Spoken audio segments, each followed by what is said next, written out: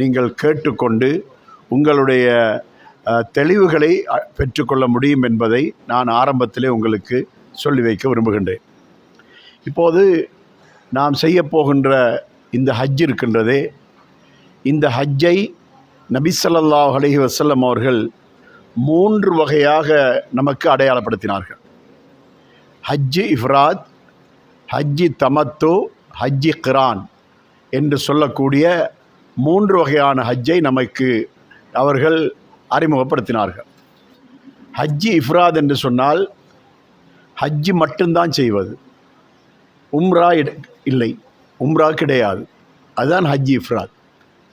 இந்த ஹஜ்ஜி இஃப்ராத் என்பதை பெரும்பாலும் சவுதி அரேபியா, அதை அண்மித்த நாடுகள், மத்திய கிழக்கு அரபு நாடுகள், காரணம் என்னவென்றால் அவர்கள் மக்கா அவர்களுக்கு அடிக்கடி வந்து போகக்கூடிய ஒரு ஊராக இருப்பது, ஹஜ்ஜை மட்டும் செய்வார்கள். அதல்லாத காலத்திலே அவர்கள் வந்து உம்ரா செய்துவிட்டு போவார்கள். ரமதானில் வருவார்கள், ரமதானுக்கு இடைப்பட்ட காலத்திலே வருவார்கள். அப்படி வந்து உம்ராக்கள் அதிகமாக செய்வார்கள். அதனால் அவர்கள் ஹஜ்ஜை மட்டும் செய்வார்கள். ஹஜ்ஜை மட்டும் செய்வதற்கு அவர்கள் மீகாத்திலே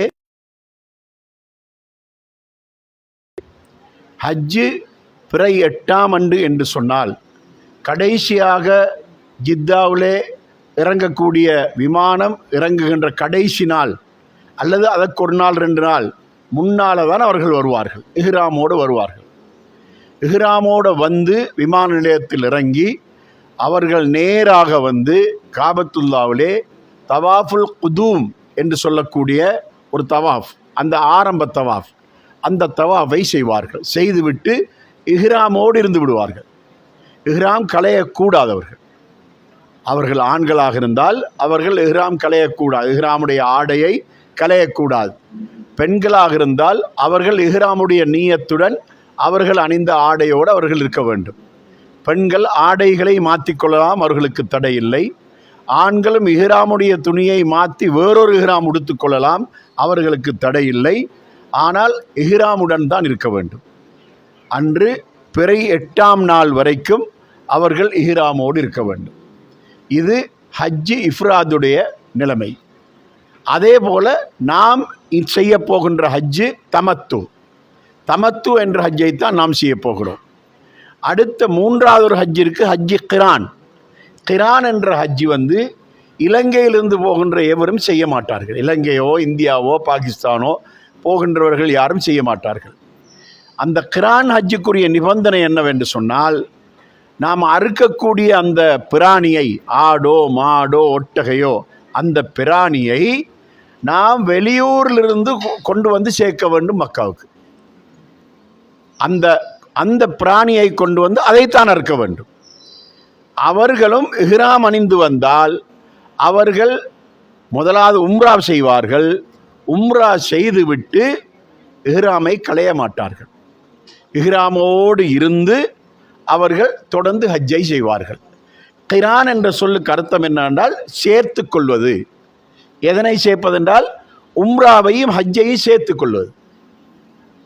அதனால் அவர்கள் உம்ராவை முடித்து விட்டால் அவர்கள் இஹ்ராமை களையாமல் அதே இஹ்ராமோடு இருந்து அவர்கள் தொடர்ச்சியாக ஹஜ்ஜி செய்வார்கள். இஃப்ராதுடைய ஹஜ்ஜி, கிரானுடைய ஹஜ்ஜி என்பது இந்த 2.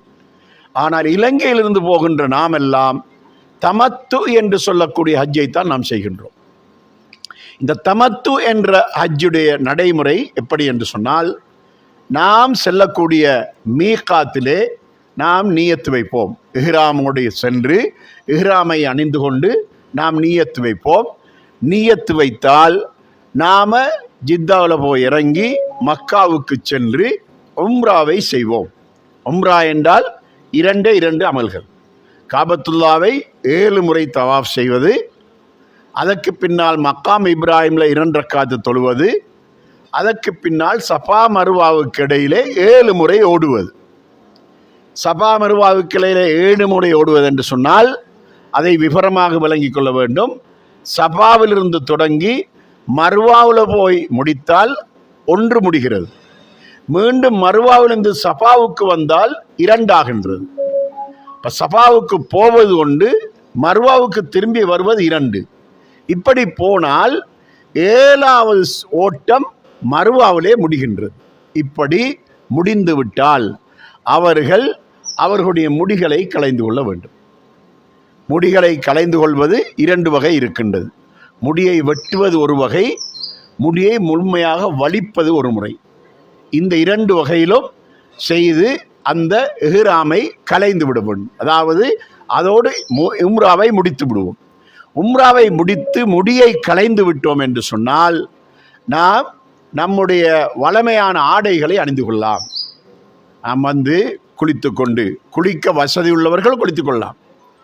குளிக்க முடியாத அளவுக்கு நோயாளிகளாக இருந்தால் குளிப்பு கடமை என்பதல்ல, சுன்னா. அதை குளித்துக் கொள்வது ஒரு சுன்னா. இதே போல நான் ஆரம்பத்தில் இஹ்ராம் அணிவதற்கு முன்னதாக, மீகாத்திலே இஹ்ராம் அணிவதற்கு முன்னதாக எங்கிருந்து நாம் இஹ்ராம் அணிகிறோமோ அந்த இடத்திலே குளித்துக் கொள்வது நமக்கு சுன்னத். இப்பொழுது நமது பயண ஏற்பாடு எப்படி என்று சொன்னால், நாம் 30ஆம் திகதி பகல் 1 மணிக்கு எல்லோரும் ஏர்போர்ட்டுக்கு வந்து விட வேண்டும். அப்படி வந்தால் நாம் அன்றைக்கு நாம் எல்லாம் பயணிகளாக இருக்கிற காரணத்தினால நமக்கு ஜும்மா இல்லை.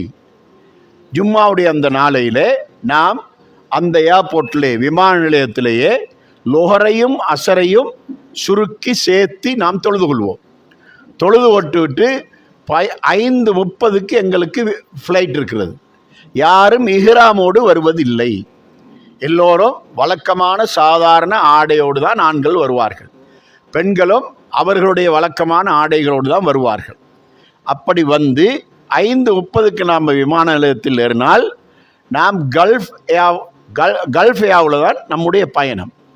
நாம் போய் பஹ்ரைனில் போய் இறங்கினதுக்கு பின்னால், கல்ஃபில் போய் அந்த விமான நிலையத்தில் இறங்கினதுக்கு பின்னால் நமக்கு அங்கு ஹோட்டல் தரப்படுகின்றது. 12 மணி நேரம் நாங்கள் அங்கே தங்க வேணும். அந்த 12 மணி நேரம் தங்குகின்ற ஹோட்டலை நாம் தான் தெரிவு செஞ்சோம். தெரிவு செஞ்சதுக்கான காரணம் ஏனென்றால், நாம் ஹஜ்ஜிக்காக புறப்படுறதுக்கு ஒரு 2 நாள் 3 நாளைக்கு முன்னதாகவே நமது ஹாஜிமார்கள் களைப்பாக இருப்பார்கள். அவர்கள் கொஞ்சம் ஓய்வெடுக்க வேண்டும். அடுத்ததாக இஹ்ராமோடு நாம் இங்கிருந்து செல்வதை விட நமக்கு இஹ்ராம் அணிவது கடமை எங்கே என்று சொன்னால் மீகாத்தில் தான் கடமை. மீகாத்தில் தான் இஹ்ராம் அணிய வேண்டும். மீகாத்தை நாம் சந்திக்கின்ற இடம் விமானத்தில் தான் சந்திப்போம். மீகாத் என்பது நாம் இங்கிருந்து செல்லும்போது நமக்கு மீகாத் தாயிஃபில் கர்னுல் மனாசில் என்று சொல்லக்கூடிய இடத்தான் நமக்கு மீகாத். அந்த இடத்தால் விமானம் பறக்கும்போது விமானி எங்களுக்கு அறிவித்தல் செய்வார், மீகாத் விட்டது, நியத்து வைத்துக் கொள்ளுங்கள் என்று அறிவித்தல் செய்வார். அப்படி அறிவித்தல் செய்யும்போது நாம் நம்முடைய ஹாஜிமார்களுக்கு நினைவூட்டி நியத்தை சொல்லிக் கொடுப்போம். எல்லோரும் நியத்து சொல்லுங்கள் என்று நியத்தை சொல்லிக் கொடுப்போம். அதுதான் மீகாத்துடைய இடம். இஹ்ராம் அணியக்கூடிய கண்டிப்பான இடம் அதுதான். ஆனால் விமானத்திலே இஹ்ராம் அணிவது நமக்கு சாத்தியமில்லை என்ற காரணத்தினால தான் கடைசியாக நாம் எங்கிருந்து விமானம் ஏறுகிறோமோ அந்த இடத்துல நாம் இஹ்ராம் அணிந்து கொள்கின்றோம். இலங்கையிலிருந்தே நாம் இஹ்ராம் அணிகின்ற ஒரு சந்தர்ப்பம் எதுவென்று சொன்னால், இங்கிருந்து ஜித்தாவுக்கு நேரடியாக போகின்ற டிரெக்ட் ஃப்ளைட் நமக்கு கிடைத்தால் இங்கேயே இஹ்ராம் அணிந்து கொண்டு தான் நாம் விமானம் ஏறுவோம். ஆனால் இப்பொழுது நாம் அங்கே போய் இடையில் நாம் இறங்குகின்ற இடத்துல ஹோட்டலில் தங்குகிறோம். ஹோட்டலில் தங்கிவிட்டு அங்கு குளித்து துப்புரவு செய்து கொண்டு சுன்னத்தான் அந்த குளிப்பையும் குளித்ததுக்கு பின்னால் நாம் அந்த இடத்துல இஹ்ராம் அணிந்து கொள்கிறோம். இஹ்ராம் அணிந்து கொண்டால் நியத்து சொல்வது இல்லை, இஹ்ராம் அணிவது மட்டும்தான். இஹ்ராம் அணிந்து நாம் அங்கிருந்து விமானத்தில் ஏறுவோம். விமானத்தில் ஏறி பறந்து கொண்டிருக்கின்ற நேரத்திலே கர்னுல் மனாசில் என்று சொல்லக்கூடிய அந்த மீகாத் விட்டால் நியத்தை சொல்லிக் கொடுப்போம். நியத்தை சொல்லிக் கொடுத்ததும் இன்ஷா அல்லாஹ் விமான நிலையத்திலே ஜித்தாவிலே போய் இறங்கினதுக்கு பின்னால் நமக்கு மக்காவுக்கு செல்வதற்கான பயண ஏற்பாடு முழுவதும் அங்கு இருக்கின்றது. அங்கிருந்து நமக்கு பஸ் தயாராக இருக்கின்றது. அந்த பஸ்ஸிலே நாம் போய் இறங்குவோம். ஹோட்டலில் இறங்கினதுக்கு பின்னால் ஹாஜிமார்கள் எல்லோரையும் அழைத்து கொண்டு நாம் உம்ரா செய்வதற்கு செல்வோம். தமத்துடைய அந்த ஹஜ்ஜுடைய முதலாவது கடமை உம்ரா. அந்த உம்ராவை நாம் செய்து முடித்ததுக்கு பின்னால் நாம் தலைமுடிகளை வெட்டி கொண்டு நாம் நேராக ஹோட்டலுக்கு வந்து எமது உம்ராவுடைய இஹ்ராமுடைய அந்த உடையை மாற்றி கொண்டு நாம் குளித்து கொண்டு இஹ்ராமுடைய மாற்றிக்கொண்டு வழக்கமான ஆடைகளை நாம் அணிந்து கொள்வோம். இப்படி அணிந்து விட்டால் பெண்களை பொறுத்தவரையில் பெண்கள் இஹ்ராமுடைய ஆடை என்று அவர்கள் தயார் பண்ண வேண்டிய அவசியம் கிடையாது. நபி ஸல்லல்லாஹு அலைஹி வஸல்லம் உடைய காலத்தில் சஹாபாக்கள் நபி அவர்களும் தான் இஹ்ராம் உடை அணிந்தார்கள். ஆனால் பெண்கள் வழக்கமாக எந்த ஆடை அணிந்தார்களோ அதே ஆடையைத்தான் நபி ஸல்லல்லாஹு அலைஹி வஸல்லம் காலத்திலே பெண்கள் அணிந்தார்கள். அதனால ஆண்கள் வெள்ளை நிறத்திலே இஹ்ராமுடைய துணியை அணிகிறார்கள் என்பதற்காக பெண்களும் வெள்ளை நிறத்திலே அதற்கென்று பிரத்யேகமான ஆடைகளை தயார் பண்ணுவார்கள். அப்படி தயார் பண்ண வேண்டிய அவசியம் கிடையாது. அவர்கள் வழக்கமாக எந்த ஆடை அணிகிறார்களோ அதே ஆடைகளை அவர்கள் அணிந்து கொள்ள முடியும் என்பதை தெளிவாக விளங்கி கொள்ள வேண்டும். இதை விளங்கி கொள்ளாமல் ஆண்களுக்கு இஹ்ராம் என்பது போல பெண்களுக்கும் இஹ்ராம் என்று நினைத்து கொண்டு அது மாதிரியான ஆடைகளை தைத்துக் கொள்கின்றார்கள். அப்படி ஒரு அவசியம் கிடையாது. எனவே ஆண்களை பொறுத்தவரையில் தைத்த ஆடைகள் அணியக்கூடாது. பெண்களுக்கு அந்த சட்டம் கிடையாது. ஆண்கள் எப்படி என்று சொன்னால், அதாவது சாரம் என்றால் தைக்கப்பட்டது, ஷேட் என்றால் தைக்கப்பட்டது, அப்படியான ஆடைகளை அணியக்கூடாது. அவர்கள் 2 துண்டுகள், இடுப்புக்கு கீழால ஒரு துண்டு, இடுப்புக்கு மேலால இந்த மேனியை மூடிக்கொள்வதற்கு 2வது துண்டு, இந்த 2ஐ மட்டும்தான் பயன்படுத்தி கொள்ள வேண்டும். ஆண்கள் வழக்கமாக அண்டவையார் அணியக்கூடிய பழக்கமுடையவர்களாக ஆண்கள் இருப்பார்கள். அப்படி இருந்தாலும் இஹ்ராமோடு இருக்கும்போது அது அணியக்கூடாது. அது கவனத்தில் கொள்ளப்பட வேண்டிய முக்கியமான ஒரு அம்சம். இது ஆண்களுக்குரிய சட்டமும் வழிமுறையும் மட்டும்தான், பெண்களுக்கு எதுவும் கிடையாது. அவர்கள் வழக்கமாக எந்த ஆடை அணிகிறார்களோ அதே ஆடைகளை அவர்கள் அணிந்து கொள்ள முடியும்.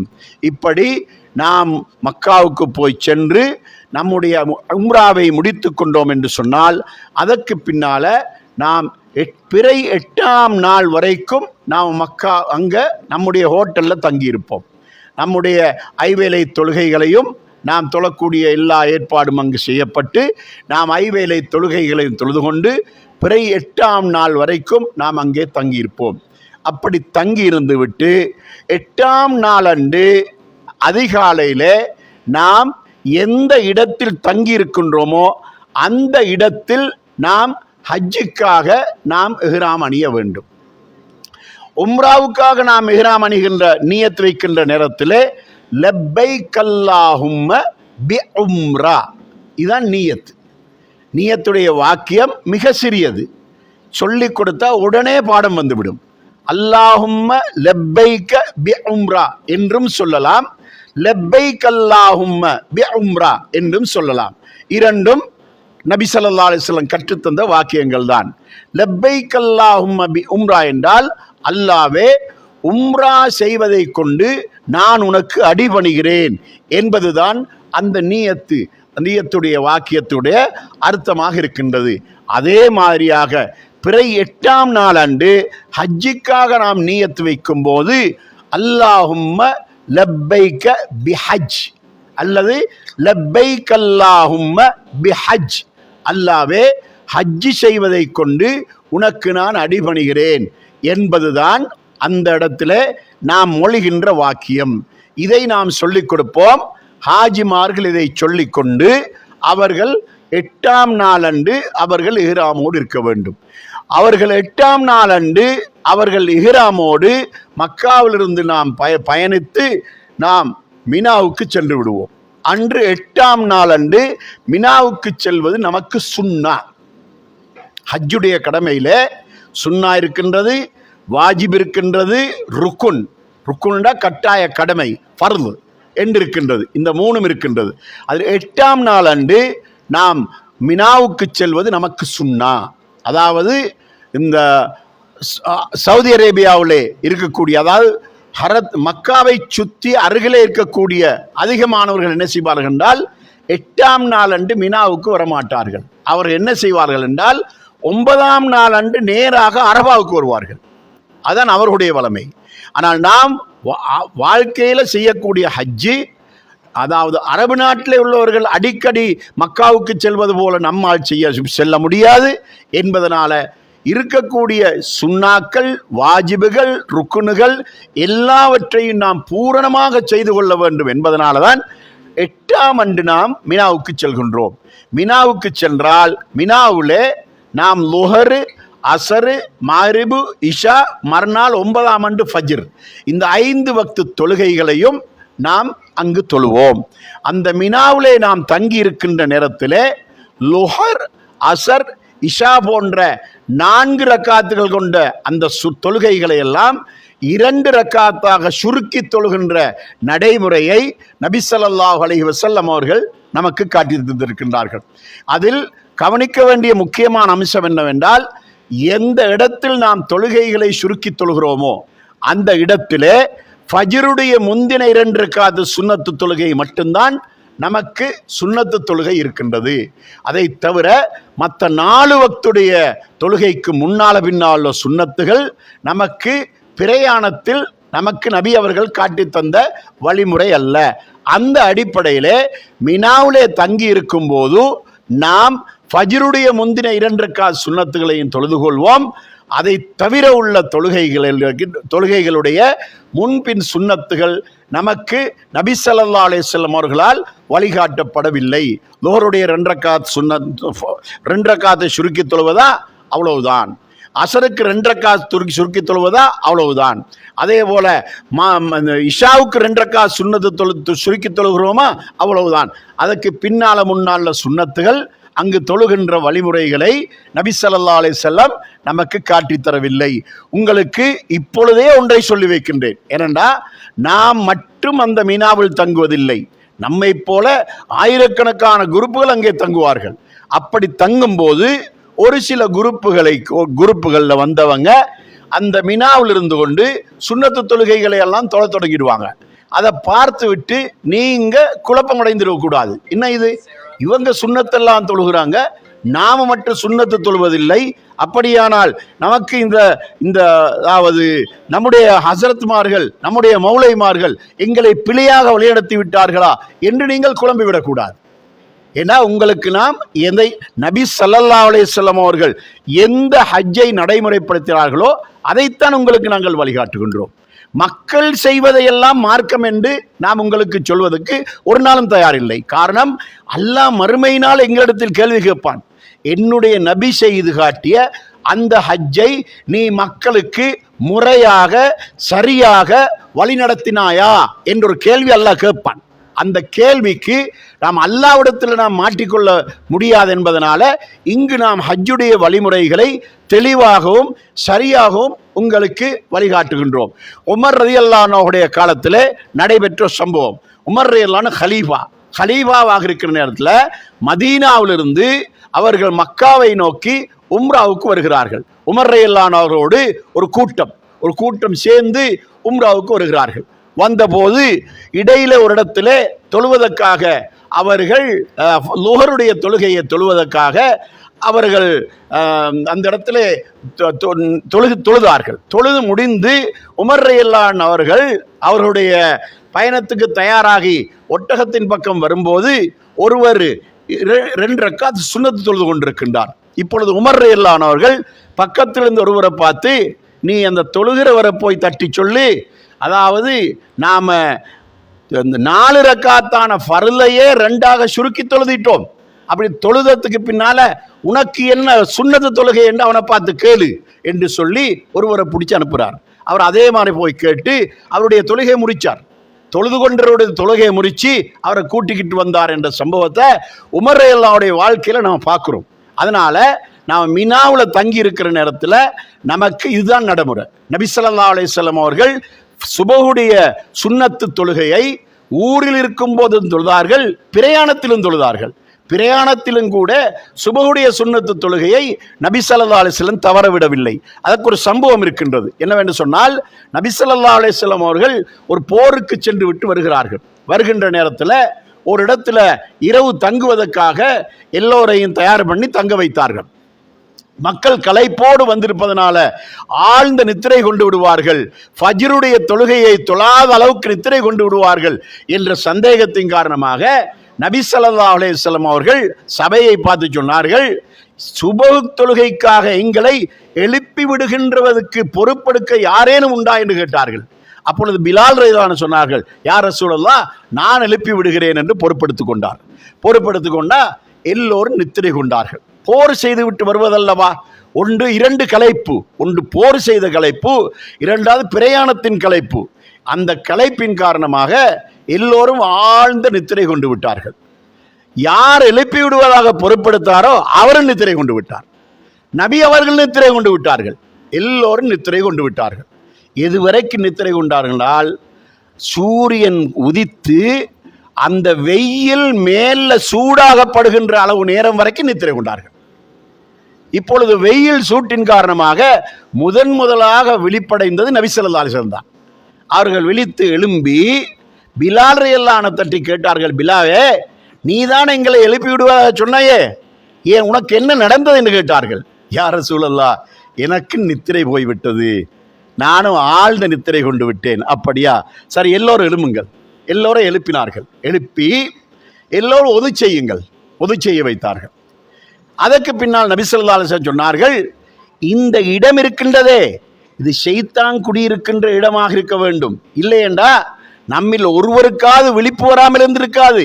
ஆகவே நாம் இந்த இடத்தில் தொழக்கூடாது, சற்று தள்ளி போய் நாம் தொழுவோம் என்று சொல்லி அங்கிருந்து சற்று தூரம், ஒரு 100-150 மீட்டர் மாதிரி சற்று தூரம் தள்ளி போய் நபி ஸல்லல்லாஹு அலைஹி வஸல்லம் அவர்கள் இக்காமத்து சொல்லுமாறு சொன்னார்கள். சொல்லி ஃபஜ்ருடைய தொழுகையை ஜமாத்தாக தொழ வைத்தார்கள். தொழுது முடிந்ததற்கு பின்னால் நபி ஸல்லல்லாஹு அலைஹி வஸல்லம் அவர்கள் எழுந்து முன்னால தொழ வேண்டிய சுன்னத்தை பின்னால தொழுதார்கள் என்ற இந்த சம்பவத்தை புகாரி, முஸ்லிம் போன்ற கிரந்தங்கள்ல இந்த சம்பவத்தை நாம் காணுகின்றோம். இந்த சம்பவம் நமக்கு என்ன எடுத்துக்காட்டுகின்றது என்று சொன்னால், ஃபஜ்ருடைய சுன்னத்து அந்த அளவு முக்கியமான ஒரு சுன்னத்து. நபி ஸல்லல்லாஹு அலைஹி வஸல்லம் அவர்கள் பயணத்திலே தொழுகையுடைய நேரம் தப்பி போனதுக்கு பின்னாலும் கூட அந்த ஃபர்லை தொழுதுவிட்டு இந்த சுன்னத்தை தொழுதிருக்கின்றார்கள். நீங்கள் ஒரு கேள்வி கேட்கலாம், ஏன் அதை முன்னாலே தொழுதிருக்கலாமே, ஏன் பின்னால் தொழ வேண்டும் என்று கேட்கலாம். முன்னால் தொழாமல் இருந்ததற்கு காரணம் தொழுகையுடைய நேரம் பிந்தி விட்டது. நேரம் பிந்தி விட்டதனால அங்கு முதலாவது தொழப்பட வேண்டியது ஃபர்லு தான் என்பதனால தான் நபி ஸல்லல்லாஹு அலைஹி வஸல்லம் அவர்கள் ஃபர்லை தொழுதார்கள். அதற்கு பின்னால முன்னால தொழ வேண்டிய சுன்னத்தை அவர்கள் பின்னால் தொழுதார்கள் என்பதை நாம் இதில் பார்க்கிறோம். இதிலிருந்து நமக்கு என்ன தெளிவாகின்றது என்றால், இதில் இன்னொரு படிப்பினை இருக்கின்றது. நாம் ஒவ்வொரு நாளும் ஃபஜ்ரு தொழுகைக்காக பள்ளிவாசலுக்கு போகிறோம். ஒரு நாள் போகிறோம், ஜமாத் இக்காமத்து சொல்லப்பட்டு விட்டது, இமாம் தொழுகையை தொடங்கிவிட்டார், ஜமாத்தை தொடங்கிவிட்டார், நாம சுன்னத்து தொழவில்லை என்று சொன்னா அந்த ஜமாத்தில் சேர்ந்து கொள்ள வேண்டும். சலாம் கொடுத்ததுக்கு பின்னால முன்னால் விடுபட்ட சுன்னத்தை பின்னால் தொழ வேண்டும் என்பதற்கு நபி ஸல்லல்லாஹு அலைஹி வஸல்லம் அவருடைய இந்த சம்பவம் நமக்கு ஒரு முன்மாதிரியாக இருக்கின்றது என்பதை இங்கே நாம் கவனத்தில் கொள்ள வேண்டியவர்களாக இருக்கின்றோம். ஆகவே நாம் மினாவிலே தங்கி இருக்கின்ற நேரத்தில் நாம் ஃபஜ்ருடைய முந்தின 2 ரக்காத் சுன்னத்தை மட்டும் தொழுது கொள்வோம். ஏனைய தொழுகைகளுடைய சுன்னத்து தொழுகைகள் நபி அவர்களால் நமக்கு வழிகாட்டப்படவில்லை என்பதை இங்கே கவனத்தில் கொள்ள வேண்டும். அடுத்ததாக 9ஆம் அன்று காலையில நாம் அரபாவை நோக்கி செல்வது நமக்கு நபி அவர்கள் காட்டி தந்த ஒரு வழிகாட்டல். அந்த அரபாவை நோக்கி செல்வது எப்படி என்று சொன்னால், நாம் அரபாவுக்கு போய் சேர வேண்டிய நேரம் லுஹருடைய நெருங்குகின்ற நேரத்தில் தான் போய் செல்ல வேண்டும். உதாரணத்துக்கு 12:10க்கு லுஹர் என்று சொன்னால் ஒரு 11 மணி, 11:30, 10 மணி இது மாதிரி நேரத்தில் நாம் போய் சேர வேண்டும். நபி ஸல்லல்லாஹு அலைஹி வஸல்லம் அவர்கள் அரபாவுக்கு செல்கின்ற நேரத்தில் மினாவிலிருந்து கால்நடையாகத்தான் சென்றார்கள். கால்நடையாக சென்றதனால சுமார் 9 மணிக்கெல்லாம் அந்த இடத்துக்கு போய் சேர்ந்து விட்டார்கள். சேர்ந்ததுக்கு பின்னால மஸ்ஜிது நமிரா என்று சொல்லக்கூடிய ஒரு பள்ளிவாசல் இருப்பது உங்களுக்கு தெரியும். அந்த பள்ளிவாசல் இருக்கின்ற இடத்திலே நபி ஸல்லல்லாஹு அலைஹி வஸல்லம் அவர்கள் மக்களோடு தங்கி இருந்தார்கள். தங்கி இருந்து விட்டு சரியாக லுஹருடைய நேரம் வருகின்ற போது அவர்கள் சஹாபாக்களை நகர்த்தி கொண்டு வந்து ஜபலுர் ரஹ்மா என்று சொல்லக்கூடிய மலை அடிவாரம் வரைக்கும் போய் சேர்ந்தார்கள் என்பதுதான் நபி ஸல்லல்லாஹு அலைஹி வஸல்லம் அவர்கள் காட்டி தந்த இந்த வழிகாட்டலாக இருந்து கொண்டிருக்கின்றது. ஆனால் நம்மை பொறுத்தவரையில் நாம மஸ்ஜிது நமீராவுக்கிட்ட இறங்கிவிட்டு மறுபடியும் ஜபலுர் ரஹ்மா வரைக்கும் நடந்து செல்வது என்பது நடைமுறை சாத்தியம் நமக்கு இல்லை. அதனால நாம் செல்லக்கூடிய நம்முடைய வாகனம் நமக்கென்று ஒதுக்கப்பட்ட அந்த கூடாரம் இருக்கின்றதே அந்த இடம் வரைக்கும் நம்முடைய அந்த வாகனம் நம்மை அழைத்து செல்லும். அந்த இடத்துக்கு நாம் போயிறங்கி நம்முடைய கூடாரத்தை நாம் சென்றடைந்து விடுவோம். அப்படி சென்றடைந்ததுக்கு பின்னால அங்கு லுஹருடைய நேரம் வரைக்கும் நாம் கூடாரத்தில் தங்கி இருப்போம். தங்கி இருந்ததுக்கு பின்னால் நம்முடைய இபாதத்து, அரபாவுடைய வணக்கங்கள், அரபாவுடைய இபாதத்துகள் ஆரம்பிக்கின்ற நேரம் லுஹருடைய நேரம்தான். லுஹருடைய நேரமாகின்ற வரைக்கும் ஓய்வெடுத்து விட்டு லுஹருடைய நேரத்திலே நாம் அந்த அரபாவுடைய அந்த இபாதத்தை நாம் ஆரம்பிக்க வேண்டும். அந்த இபாதத்தை நபி ஸல்லல்லாஹு அலைஹி வஸல்லம் அவர்கள் எப்படி நமக்கு செய்து காட்டினார்கள் என்று சொன்னால், அதாவது நாம் ஜும்மாவுடைய தொழுகையை எப்படி தொழுகிறோமோ அதே போன்ற அமைப்பில் தான் நபி ஸல்லல்லாஹு அலைஹி வஸல்லம் அவர்கள் அரபாவுடைய இபாதத்தை நமக்கு செய்து காட்டினார்கள். அது எப்படி என்று சொன்னா, நாம் ஜும்மாவை எப்படி செய்கிறோம்? முதலாவது ஹுத்பா, அந்த ஹுத்பா முடிந்ததுக்கு பின்னால் 2 ரக்காத் தொழுகை. அதே போலதான் நபி ஸல்லல்லாஹு அலைஹி வஸல்லம் அவர்கள் அரபாவிலே மக்களுக்கு ஒரு உபதேசம் செய்தார்கள். அந்த உபதேசம் முடிந்ததற்கு பின்னால் நபி ஸல்லல்லாஹு அலைஹி வஸல்லம் அவர்கள் லுஹருடைய தொழுகையை 2 ரக்காத்தாகவும் அஸருடைய தொழுகை 2 ரக்காத்தாகவும் சுருக்கியும் சேர்த்தியும் தொழுது காட்டினார்கள். அதாவது லுஹருடைய தொழுகையை இகாமத்து சொல்லி அதான் சொல்லப்படும், அதானுக்கு பின்னால் இகாமத்து சொல்லப்பட்டு லுஹருடைய தொழுகை 2 ரக்காத்தாக சுருக்கி தொழப்படும். சலாம் கொடுத்ததுக்கு பின்னால் மீண்டும் இகாமத்து சொல்லப்பட்டு அஸருடைய தொழுகை 2 ரக்காத்தாக சுருக்கி தொழப்படும். ஒரே நேரத்தில் லுஹரும் அஸரும் ஜம்மு செய்து சேர்த்தி தொழப்படக்கூடிய அந்த தொழுகையை தொழுததற்கு பின்னால் அதற்கு பின்னால் நம்மில் ஒவ்வொருவருக்கும் ஹஜ்ஜுடைய முழுமையான நோக்கத்தை நிறைவேற்றுகின்ற ஒரு கட்டம் அதுதான். அந்த நேரம் முதல் சூரியன் மறைகின்ற வரைக்கும் துஆவிலே ஈடுபடக்கூடிய நேரம் தான் அந்த நேரம். நபி ஸல்லல்லாஹு அலைஹி வஸல்லம் அவர்கள் அந்த தொழுகை முடிந்ததிலிருந்து மக்ரிபுடைய நேரம் வரைக்கும் முழுமையாக துஆவில் ஈடுபட்டார்கள். சஹாபாக்கள் ஒவ்வொருவரும் துஆவில் ஈடுபட்டார்கள். பெண்கள் அனைவரும் துஆவிலே ஈடுபட்டார்கள். அப்படியான அந்த நேரத்தில் நாம் துஆவிலே ஈடுபட வேண்டும். சகோதரர்களே, ஒரு முக்கியமான விடயத்தை உங்களுக்கு சொல்ல வேண்டும். அது என்ன தெரியுமா? அதாவது நாம் ஒரு அமலை தொடங்குவதற்கு முன்னதாக அந்த அமல் அல்லாஹ்விடம் கபூல் செய்யப்படுமா இல்லையா என்பதை நாம் கவனித்துத்தான் அந்த அமலை தொடங்க வேண்டும். காரணம் என்ன தெரியுமா? இன்று நாம் பார்க்கின்றோம், அல்லாஹு தஆலா திருமறை குர்ஆன் 5வது அத்தியாயத்தின் 72வது வசனத்திலே சொல்லி காட்டுகின்றான், வமை யுஷ்ரிக் பில்லாஹி ஃபக்கத் ஹர்ரமல்லாஹு அலைஹில் ஜன்னா. யார் அல்லாஹ்வுக்கு இணை கற்பிக்கிறானோ அவனுக்கு அல்லாஹ் சுவர்க்கத்தை ஹராமாக்குகிறான். ஷிர்க் வைக்கிறானே அவனுக்கு சுவர்க்கம் ஹராம்.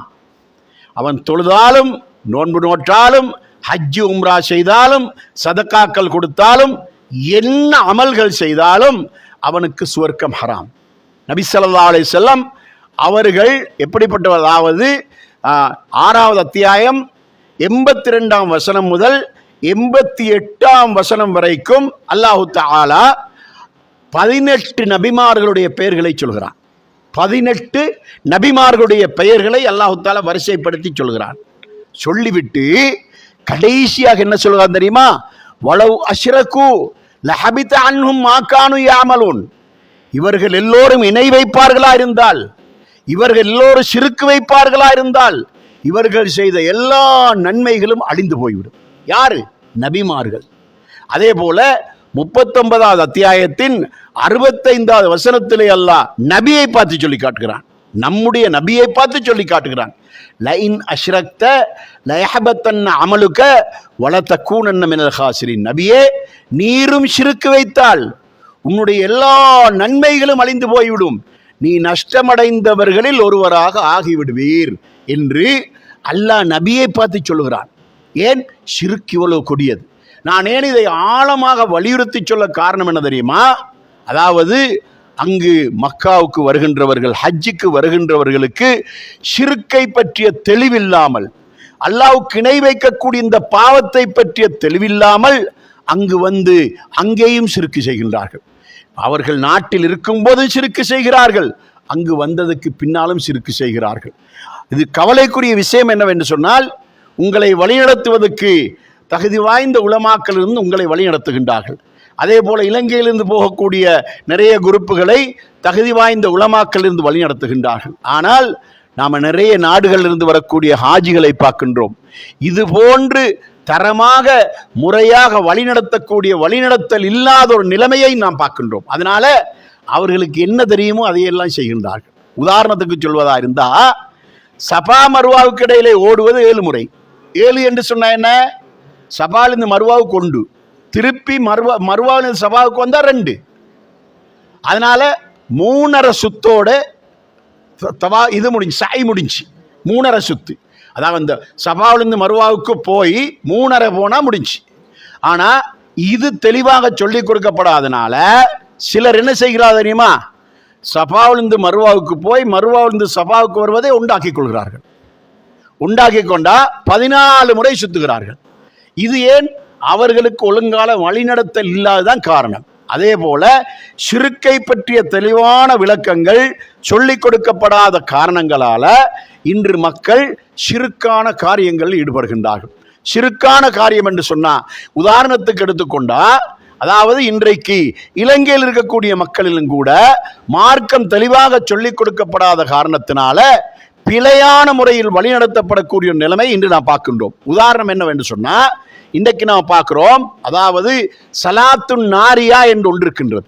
இந்த சலாத்துன் நாரியா என்றால் அல்லாஹும்ம சல்லி சலாத்தன் காமிலத்தன் வசல்லிம் சலாமன் தாமன் அலா சையிதுனா முஹம்மதின் இல்லதி தன்ஹல்லு பிஹில் உகது வ தன்ஹர்ஜு ஃபர்ஜு பிஹில் குரபு வ துக்லா பிஹில் ஹவாயிஜு வ துனால் பிஹிர் ரகாயிபு வ ஹுஸ்னுல் ஹவாத்திமி வ யுஸ்தஸ்கல் கமாம பிவஜ்ஹில் கரீம் வ அலா ஆலிஹி வ ஸஹபி வ பிஅததி குல்லி மஅலூமின் லக் என்று சொல்லக்கூடிய இதுதான் சலாத்துன் நாரியா. இது நபி ஸல்லல்லாஹு அலைஹி வஸல்லம் அவர்கள் மீது சொல்லப்படுகின்ற சலவாத்தி என்று சொல்லி அறிமுகப்படுத்தப்பட்டிருக்கின்றது. ஆனால் இப்படி ஒரு சலவாத்தை நபி ஸல்லல்லாஹு அலைஹி வஸல்லம் கற்றுக் கொடுக்கவில்லை. காரணம் என்ன தெரியுமா? இந்த சலவாத்திலே அல்லாஹ்வுக்கு இணை வைக்கக்கூடிய ஷிர்க் இருக்கின்றது. அது எப்படி ஷிர்க் தெரியுமா? இந்த சலவாத்தை அறிமுகப்படுத்தினவர்கள் என்ன சொல்லியிருக்கிறார்கள் தெரியுமா? அதாவது 4444 தடவை இவர் ஒருவன் ஓதினால் அவன் நினைத்த காரியம் நிறைவேறிவிடும். அவனுக்கு கஷ்டம் வந்தால் இதை 4444 முறை ஓதினால் கஷ்டம் நீங்கிவிடும். கோர்ட்டில் வழக்கு இருந்தா 4444 முறை ஓதினா அவனோட வழக்கு லேசா முடிஞ்சிடும். இப்படி வாழ்க்கையில் என்ன கஷ்டம் வந்தாலும் இதை 4444 முறை ஓதினா அவனோட கஷ்டம் நீங்கிடும் என்று சொல்லி மக்களுக்கு அறிமுகப்படுத்தி மக்களை பிழையாக வழிநடத்துகின்ற ஒரு கூட்டம் இருக்கின்றார்கள்.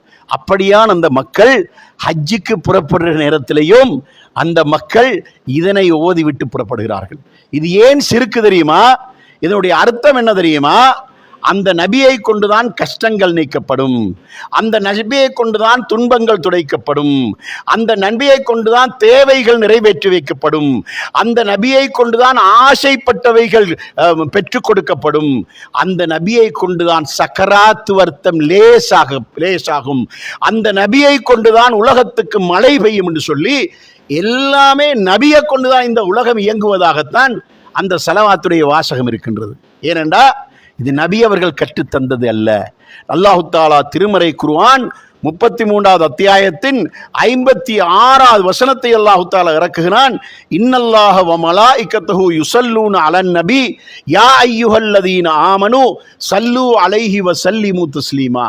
நிச்சயமாக அல்லாஹ்வும் மலக்குகளும் நபியின் மீது ஸலவாத்தை சொல்கிறார்கள். மோமின்களே, நீங்களும் அந்த நபியின் மீது ஸலவாத்தும் ஸலாமும் சொல்லுங்கள் என்ற இந்த ஆயத்தை அல்லாஹ் தஆலா இறக்கிய போது சஹாபாக்கள் வந்து நபி ஸல்லல்லாஹு அலைஹி வஸல்லம் அவர்களை பார்த்து கேட்கிறார்கள், யா ரசூலல்லாஹ், உங்களுக்கு சலாம் சொல்வதென்றால் எப்படி என்று எங்களுக்கு தெரியும், ஆனால் சலவாத்து சொல்வது எப்படி என்பதை எங்களுக்கு சொல்லித்தாருங்கள் என்ற போதுதான் நபி ஸல்லல்லாஹு அலைஹி வஸல்லம் அவர்கள் சலவாத்துடைய வாசகங்களை கற்றுக் கொடுத்தார்கள். இப்ராஹிமியா சலவாத்தை கற்றுக் கொடுத்தார்கள். தொழுகையில் ஓதுகிறோமே, அல்லாஹும்ம ஸல்லி அலா முஹம்மதின் வ அலா ஆலி முஹம்மத் கமா ஸல்லைத அலா இப்ராஹிம் வ அலா ஆலி இப்ராஹிம் என்று ஓதுகிறோமே, அந்த சலவாத்தை கற்றுக் கொடுத்தார்கள். அல்லாஹும்ம ஸல்லி வ ஸல்லிம் அலன் நபியில் உம்மியி வ அலா ஆலிஹி வ ஸஹ்பிஹி வ ஸல்லிம், இதை கற்றுக் கொடுத்தார்கள். இதுபோல சில வாசகங்களை கற்றுக் கொடுத்தார்கள். அப்படி கற்றுக் கொடுக்கப்பட்ட வாசகங்களுடைய அந்த அமைப்பை பார்த்து அதே போன்ற சலவாத்துடைய வாசகங்களை எந்த ஒரு சஹாபி உருவாக்கியது கிடையாது. நபி அவர்கள் எந்த வாசகங்களை கற்றுக் கொடுத்தார்களோ அவைகளைத்தான் அந்த சஹாபாக்கள் ஓதினார்களே அல்லாமல் அவர்களாக உருவாக்கி ஓதவில்லை. அதற்கு ஒரு காரணம் இருக்கின்றது. என்ன காரணம் தெரியுமா? நாம் அந்த நபியின் மீது ஒரு முறை செலவாத்தி சொன்னால் அல்லாஹ் நம் மீது 10 முறை செலவாத்தி சொல்கிறான். அந்த ஃபாய்மாஜார் அவங்க ஹஜ்ஜிக்கு போகாட்டியும் பரவாயில்லை, பயானுக்கு வந்து உட்கார சொல்லுங்க. எல்லாருக்கும் பயானுக்கு வர சொல்லுங்க, இங்கே வர சொல்லுங்க. அப்போ நாம நபியின் மீது ஒரு செலவாத்தி சொன்னா அல்லாஹ் நம் மீது 10 செலவாத்தி சொல்கிறான் என்பதாக நபி ஸல்லல்லாஹு அலைஹி வஸல்லம் சொல்கிறார்கள். அப்போது அல்லாஹ்வின் மீது நபியின் மீது நாம் சொல்லுகின்ற செலவாத் என்ன என்றால், அல்லாஹ்வே இப்ராஹிம் அலைஹிஸ்ஸலாம் மீதும் அவருடைய குடும்பத்தின் மீதும் நீ எப்படி கருணை காட்டினாயோ அதே போல முஹம்மது ஸல்லல்லாஹு அலைஹி வஸல்லம் அவர்கள் மீதும் அவருடைய குடும்பத்தின் மீதும் கருணை காட்டுவாயாக. அதே போல இப்ராஹிம் அலைஹிஸ்ஸலாம் அவர்கள் மீதும் அவருடைய குடும்பத்தின் மீதும் நீ எப்படி பரக்கத்தை செய்தாயோ, அபிவிருத்தி செய்தாயோ, அதே போல முஹம்மது ஸல்லல்லாஹு அலைஹி வஸல்லம் அவர்கள் மீதும் அவருடைய குடும்பத்தின் மீதும் பரக்கத்தை செய்வாயாக என்பது நபி அவர்களுக்காக நாம் அல்லாஹ்விடத்தில் கேட்கின்ற ஒரு துஆ. இந்த துஆவை நான் நபி அவர்களுக்காக கேட்கும்போது நபி அவர்களுடைய அந்தஸ்துக்களை எல்லாம் உயர்த்தி கொண்டே இருப்பான். இப்பொழுது அல்லாஹ் நமக்கு சொல்லும் செலவாத் என்ன தெரியுமா? நாம் ஒரு முறை இந்த செலவாத்தை சொல்லி முடித்தால் அந்த செலவாத்து சொல்களுடைய பெயரை அல்லாஹ் தன்னை சூழ இருக்கின்ற கோடிக்கணக்கான மலக்குகளுக்கு முன்னால அந்த பெயரை சுட்டி காட்டி, இந்த அடியானை நான் மன்னித்து விட்டேன், நான் மன்னித்து விட்டேன், நான் மன்னித்து விட்டேன் என்று அல்லாஹ் 10 முறை சொல்லி முடிப்பான் என்பதுதான் அல்லாஹு தஆலா நம்மீது சொல்லுகின்ற செலவாத்துடைய அர்த்தம். அப்படியானால் அல்லாஹ் நம்மீது செலவாத்தை சொல்ல வேண்டும் என்றால் நபி அவர்கள் கற்றுத்தந்த அந்த செலவாத்தை நாம் ஓதினால்தான் அல்லாஹ் நம்மீது செலவாத்தி சொல்வான். அப்படி இல்லாமல் மனிதர்களால் உருவாக்கப்பட்ட செலவாத்துடைய வாசகங்களை ஓதினால் அல்லாஹ் நம்மீது செலவாத்தி சொல்ல மாட்டான். உதாரணத்துக்கு வைத்துக் கொள்வோம், ஷிர்கில்லாத வாசகங்களை மனிதன் உருவாக்கினான் வைத்துக் கொள்வோம், அதை மோதக்கூடாது. ஏன்? அல்லாஹ்வுடைய நபிதான் எப்படி செலவாத் ஓத வேண்டும் என்று நமக்கு கற்றுத்தந்திருக்கின்றார்கள். அதைத்தான் நாம் ஓத வேண்டும். எனவே இந்த ஹஜ்ஜை தொடங்குவதற்கு முன்னதாக நாம் இடக்கூடிய உறுதியான அத்திவாரம் என்ன தெரியுமா? அல்லாஹ்வுடைய நபி ஹஜ்ஜை எப்படி தொடங்கினார்களோ அப்படி நாம் தொடங்க வேண்டும். நபி ஸல்லல்லாஹு அலைஹி வஸல்லம் அவர்கள் மதீனாவிலிருந்து ஆயிரக்கணக்கான சஹாபாக்களை அழைத்து கொண்டு அவர்கள் ஹஜ்ஜுக்கு வருகின்றார்கள். அந்த ஹஜ்ஜுக்கு வருகின்ற நேரத்தில் அங்கிருந்து அவர்கள் ஹஜ்ஜுக்கு நியத்து வைத்துக் கொண்டு வந்தார்கள். அதே மாதிரியாக நாமும் நம்முடைய ஹஜ்ஜை தொடங்குவதற்கு முன்னதாக ஹஜ்ஜுக்கு நியத்து வைத்துக் கொண்டு செல்ல வேண்டும். அந்த சஹாபாக்கள் 100க்கு 100% எல்லோருமே ஷிர்க்கிலிருந்து தூய்மையானவர்கள், எவரும் ஷிர்க் வைக்கக்கூடியவர்கள் அல்ல. அதனால் பரிசுத்தமான நிலைமையில் தான் அவர்கள் ஹஜ்ஜுக்கு நியத்து வைத்தார்கள். இன்று நாமும் நம்மை பரிசுத்தப்படுத்திக் கொள்ள வேண்டுமாயிருந்தால் அல்லாஹ்வுக்கு இணை கற்பிக்கக்கூடிய எந்த ஒரு காரியத்தையும் செய்யாமல் நாம் ஹஜ்ஜை ஆரம்பிக்க வேண்டும். அல்லாஹ்விடத்திலே நாம் பிரார்த்திக்க வேண்டும், அல்லாஹ்வே நான் அறியாத நிலைமையில் என்னிடத்தில் ஏதாவது ஷிர்க் நேர்ந்திருந்தால் நீ அதை என்னிடமிருந்து மன்னித்து விடு என்று சொல்லிவிட்டுத்தான் ஹஜ்ஜுக்கு நாம் நியத்து வைக்க வேண்டும். சகோதரர்களே, ரசூலுல்லாஹி ஸல்லல்லாஹு அலைஹி வஸல்லம் அவர்களுக்கு முன்னால ஒரு நபித்தோழர் நபி அவர்களை பார்த்து சொல்கிறார், மா ஷா அல்லாஹு வ ஷி'த, அல்லாவும் நீங்களும் நாடினால் என்று சொன்னார். உடனே நபி ஸல்லல்லாஹு அலைஹி வஸல்லம் அந்த சஹாபியை எச்சரித்தார்கள். அஜஅல்தனி லில்லாஹி நித்தா, நீ என்னை அல்லாஹ்வுக்கு நிகராக்கி விட்டாயா, என்னை நீ அல்லாஹ்வுக்கு நிகராக்கி விட்டாயா என்று சொல்லிவிட்டு என்ன சொன்னார்? குல் மாஷா அல்லாஹ் சும்ம ஷிஅத, நீ அப்படி சொல்லாதே, நீ சொல்லு அல்லாஹ் நாடினால் பின்னர் நீங்களும் நாடினால். இரண்டை பிரிக்க வேண்டும், அல்லாவையும் நபியையும் அங்கே பிரிக்க வேண்டும். ஏற்கனவே என்ன சொன்னார்? மாஷா அல்லாஹ் வஷிஅத, அல்லாவும் நீங்களும் நாடினால் என்று தான் சொன்னார். ரெண்டு பேரை சேர்த்தினார். நபி அவர்கள் பிரித்தார்கள். இல்லை, எப்படி சொல்லு, மாஷா அல்லாஹ் அல்லாஹ் நாடினால், சும்ம ஷிஅத பின்னர் நீங்களும் நாடினால் என்று சொல்லு, பிரித்து கொடுத்தார்கள். இப்படி நம்முடைய இபாதத்துகள் தூய்மையாக வேண்டும். சகோதரர்களே, கொஞ்சம் நஞ்சமல்ல. ஆரம்ப காலத்தில் சுமார் கடந்த 2000ஆம் ஆண்டுக்கு முன்னதாக ஹஜ்ஜுக்கு சென்றவர்கள் செலவழித்த செலவு தெரியுமா? ஒரு ஹாஜிக்கு 85,000 ரூபாய். நமக்கு வாங்குறதுக்கு டிக்கெட்டே வாங்க முடியாது. இன்னைக்கு ஒரு ஹாஜிக்கு 85,000 ரூபாய் முழு ஹஜ்ஜிக்கு. ஆனா இன்றைக்கு 24 லட்சம், 25 லட்சம், 27 லட்சம், சில குரூப் இருக்குது 35 லட்சம் வாங்குதான். அப்படியெல்லாம் வாங்குறாங்களாம். அப்படியெல்லாம் செலவழிச்சு தான் நம்ம ஹஜ்ஜிக்கு போறோம். அப்படி செலவழிச்சு ஹஜ்ஜிக்கு போற நாம அது 100% தூய்மையாக இருக்க வேண்டும், அல்லாஹ்வினால் கபூல் செய்யப்பட்டதாக இருக்க வேண்டும் என்ற நிலைமைக்குத்தான் நாம் அதை செய்ய வேண்டும். நாம் ஒரு கட்டிடம் கட்டுறோம், அந்த கட்டிடத்துக்கு ஒரு 9 மாடி கட்ட போறோம். 9 மாடி என்று சொன்னா எவ்வளவு உறுதியான பேஸ் போட வேண்டும். நாம சாதாரணமாக நம்முடைய நாலேஜில் பேஸ் போட மாட்டோம், நம்முடைய அறிவில் பேஸ் போட மாட்டோம். தரமான ஒரு இன்ஜினியரை கொண்டு வந்து அவருடைய அட்வைஸ் எடுத்து அவர் சொல்ற மாதிரி பேச தோண்டி தான் நம்ம அத்திவாரம் போடுவோம். ஏன்? நாம செலவழிக்கிற அவ்வளவு பணமும் வீணாயிடக்கூடாது, உடைஞ்சி விழுந்துடக்கூடாது, வெடிப்பு போயிடக்கூடாது, பலமிழந்துடக்கூடாது. அந்த அளவுக்கு நாம உலக விஷயத்தில் அப்படி கவனம் என்று சொன்னா, இந்த ஹஜ் என்பது இதற்கு முன்னால் உள்ள பயான்ல என்ன கேட்டீங்க? லைஸலஹுல் ஜஸா இல்ல ஜன்னா. ஒரு ஹஜ்ஜுல் மப்ரூர், ஏற்றுக்கொள்ளப்பட்ட ஒரு ஹஜ்ஜுக்கு கூலி சுவர்க்கம் அன்றி வேறு எதுவும் இல்லை. சுவர்க்கம், அதாவது அல்லாஹு தஆலா இந்த ஏற்றுக்கொள்ளப்பட்ட ஹஜ்ஜுக்கு தருகின்ற கூலி சுவர்க்கம். அந்த சுவர்க்கத்தை அடைவதற்குத்தான் இவ்வளவு செலவழிக்கிறோம். 25 லட்சம், 28 லட்சம், 30 லட்சம் செலவழிப்பது நாம் இந்த ஏற்றுக்கொள்ளப்பட்ட ஹஜ்ஜாக நம்முடைய ஹஜ்ஜி அமைய வேண்டும் என்பதற்காக. அதனால நாம் மிக மிக கவனமாக தூய்மையான உள்ளத்தோடு இந்த ஹஜ்ஜை நாம் மேற்கொள்ள வேண்டும். இப்படி நாம் ஹஜ்ஜிக்கு புறப்பட்டு நாம் ஹஜ்ஜுடைய அமல்ல நாம் அரபாவுக்கு செல்கிறோம். ஏற்கனவே என்ன சொன்னோம்? அரபா வரைக்கும் இருக்கிறோம். அந்த அரபாவுக்கு சென்றோமா? அரபாவுக்கு சென்றதுக்கு பின்னால் லோஹருடைய அசருடைய தொழுகையை ஜம்மு செய்ததுக்கு பின்னால் நபி ஸல்லல்லாஹு அலைஹி வஸல்லம் காட்டி தந்த வழிமுறை என்ன? நாம் அல்லாஹ்விடத்தில் நிறைய துஆ கேட்க வேண்டும். துஆ கேட்கும் போது நாம் கேட்கிற துஆ பயனுள்ள துஆவாக இருக்க வேண்டும் என்று சொன்னா அந்த துஆ எப்படி அமைய வேண்டும் தெரியுமா? நம்முடைய உள்ளத்தில் என்னென்ன தேவைகள், என்னென்ன ஆசைகள், என்னென்ன அச்சங்கள், என்னென்ன கவலைகள் எல்லாம் இந்த உள்ளத்தில் அடங்கி இருக்கின்றனவோ அவை எல்லாத்தையும் அல்லாஹ்விடத்தில் அள்ளி கொட்டுகின்ற இடம்தான் அரஃபா. அப்படியானால் இந்த துஆ எப்படி கேட்கப்பட வேண்டும்? நபி ஸல்லல்லாஹு அலைஹி வஸல்லம் அவர்கள் அரபாவுடைய துஆவிலே நமக்கு காட்டி தந்த வழிகாட்டல் என்ன தெரியுமா? அவர்கள் தனிமையாக துஆ கேட்டார்கள். இதுவரைக்கும் என்று சொன்னா அவர்களுடைய 9 மனைவிமார்கள் ஹஜ்ஜுக்கு வந்திருந்தார்கள். தங்களுடைய மனைவிமார்களுக்காவது ஆமீன் சொல்லுங்கள் என்று சொல்லி நபி அவர்கள் ஒரு துஆ ஓதி ஆமீன் சொல்ல வைக்கவில்லை.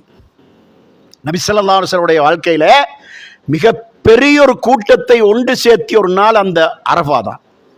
அவருடைய வாழ்க்கையில மக்காவில் அவர்களும் அவருடைய மனைவியும் தொடங்கினதுதான் இந்த இந்த இந்த இந்த தாவா.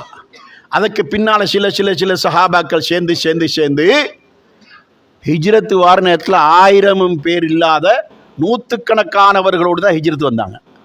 அப்படி வந்த நபி அவர்கள் அந்த ஹிஜ்ரத்துக்கு பின்னால 10 வருடங்களுக்கு இடையில 1 லட்சத்துக்கு மேற்பட்ட தோழர்களை ஒன்று சேர்த்தினார்கள்.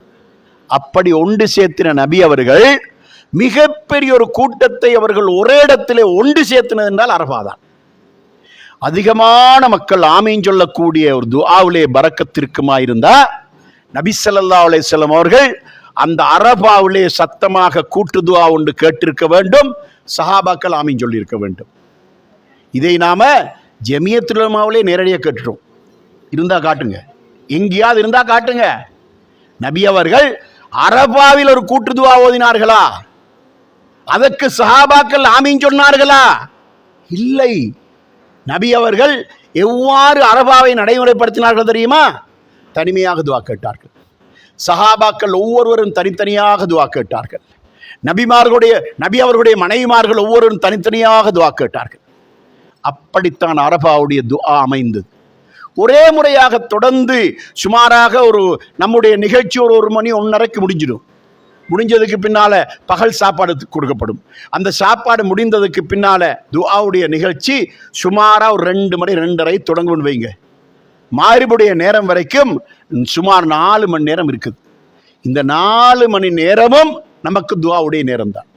4 மணி நேரமுமே தொடர்ச்சியாக கேட்டுக்கொண்டிருக்க வேண்டும் என்பதல்ல. சுமாரா ஒரு 20-25 நிமிஷம், ஒரு அரை மணி நேரம் நீண்ட நேரம் துஆ கேட்டுக்கொண்டிருப்பது. அதற்கு பின்னால் கொஞ்சம் ஓய்வெடுப்பது, மறுபடியும் ஒரு தண்ணியை குடிப்பது, ஏதாவது ஒரு ட்ரிங்கை குடிப்பது, திருப்பி மறுபடி துஆ கேட்பது, மறுபடி கேட்பது. இடப்பட்ட நேரம் இருக்கிறதே, துஆ கேட்காமல் இருக்கின்ற இடப்பட்ட நேரம் இருக்கின்றதே, அந்த நேரத்தில் நபி ஸல்லல்லாஹு அலைஹி வஸல்லம் அவர்கள் நமக்கு காட்டி தந்த வழிகாட்டல் என்ன தெரியுமா? லா இலாஹ இல்லல்லாஹு வஹ்தஹு லா ஷரீக லஹு லஹுல் முல்கு வலஹுல் ஹம்து வஹுவ அலா குல்லி ஷைஇன் கதீர் என்ற இந்த துஆவை ஓதிக்கொண்டே இருங்கள். எண்ணிக்கையே கிடையாது, ஓதிக்கொண்டே இருங்கள் என்று நமக்கு வழிகாட்டியிருக்கின்றார். ஒரே ஒரு விஷயத்திலே ஹாஜிமார்களாகிய உங்களுக்கு நான் ஒரு அன்பான ஆலோசனையும் அறிவுரையும் சொல்கிறேன். என்ன தெரியுமா? நாம கதைக்கிற காலம் இருக்கிறதே, கலந்துரையாடுகின்ற காலம் இருக்கின்றதே, ஹாஸ்யமாக ஜோக்காக பேசுகின்ற காலம் இருக்கின்றதே, காலமெல்லாம் நமக்கு சந்தர்ப்பம் இருக்கின்றது. ஆனால் அரஃபாவில் மட்டும் நாம் எந்த கதைகளையும் எவரோடும் நாம் தேவைக்கு அதிகம் பேசக்கூடாது. நமக்கு ஏதாவது தேவைக்கு பேசுகிறோமே அல்லாமல் அரசியல் பேசுவதோ அல்லது வேறு வேறு விஷயங்கள் பேசுவதோ அல்லது வியாபாரங்கள் பேசுவதோ எந்த ஒன்றையும் அங்கே பேச்சு கெடுக்கக்கூடாது. பேச்சு கெடுக்காமல் முழுமையாக அந்த இறை சிந்தனையோடு இருக்க வேண்டும். அதற்கான ஒரு நியாயமான ஒரு காரணம் இருக்கின்றது. அது என்ன தெரியுமா? அல்லாஹு தஆலா ஒவ்வொரு நாளும் பிந்திய இரவிலே முதலாவது வானத்துக்கு இறங்குகிறான். இறங்கி 3 விதமான அழைப்புகளை விடுக்கிறான். மையதுஊனி ஃபஅஸ்தஜீப லஹு வமை யஸ்அலுனி ஃபஅஊதியஹு வமை யஸ்தக்பிருனி ஃபஅக்ஃபிர லஹு. என்னை அழைப்பவருண்டா நான் பதிலளிக்கிறேன், என்னிடம் கேட்பவருண்டா நான் கொடுக்கிறேன், என்னிடம் பாவ மன்னிப்பு தேடுபவருண்டா மன்னிக்கிறேன். இது ஒவ்வொரு நாளும் அல்லாஹு தஆலா இதை செய்து கொண்டே இருக்கிறான். இது ஒரே ஒரு முறையில கேட்பது. பிந்திய இரவுல வந்தா அல்லாஹ் திருப்பி திருப்பி திருப்பி தொடர்ச்சியா இதை கேட்டுக்கொண்டே இருக்கிறான், இதை சொல்லிக்கொண்டே இருக்கிறான்.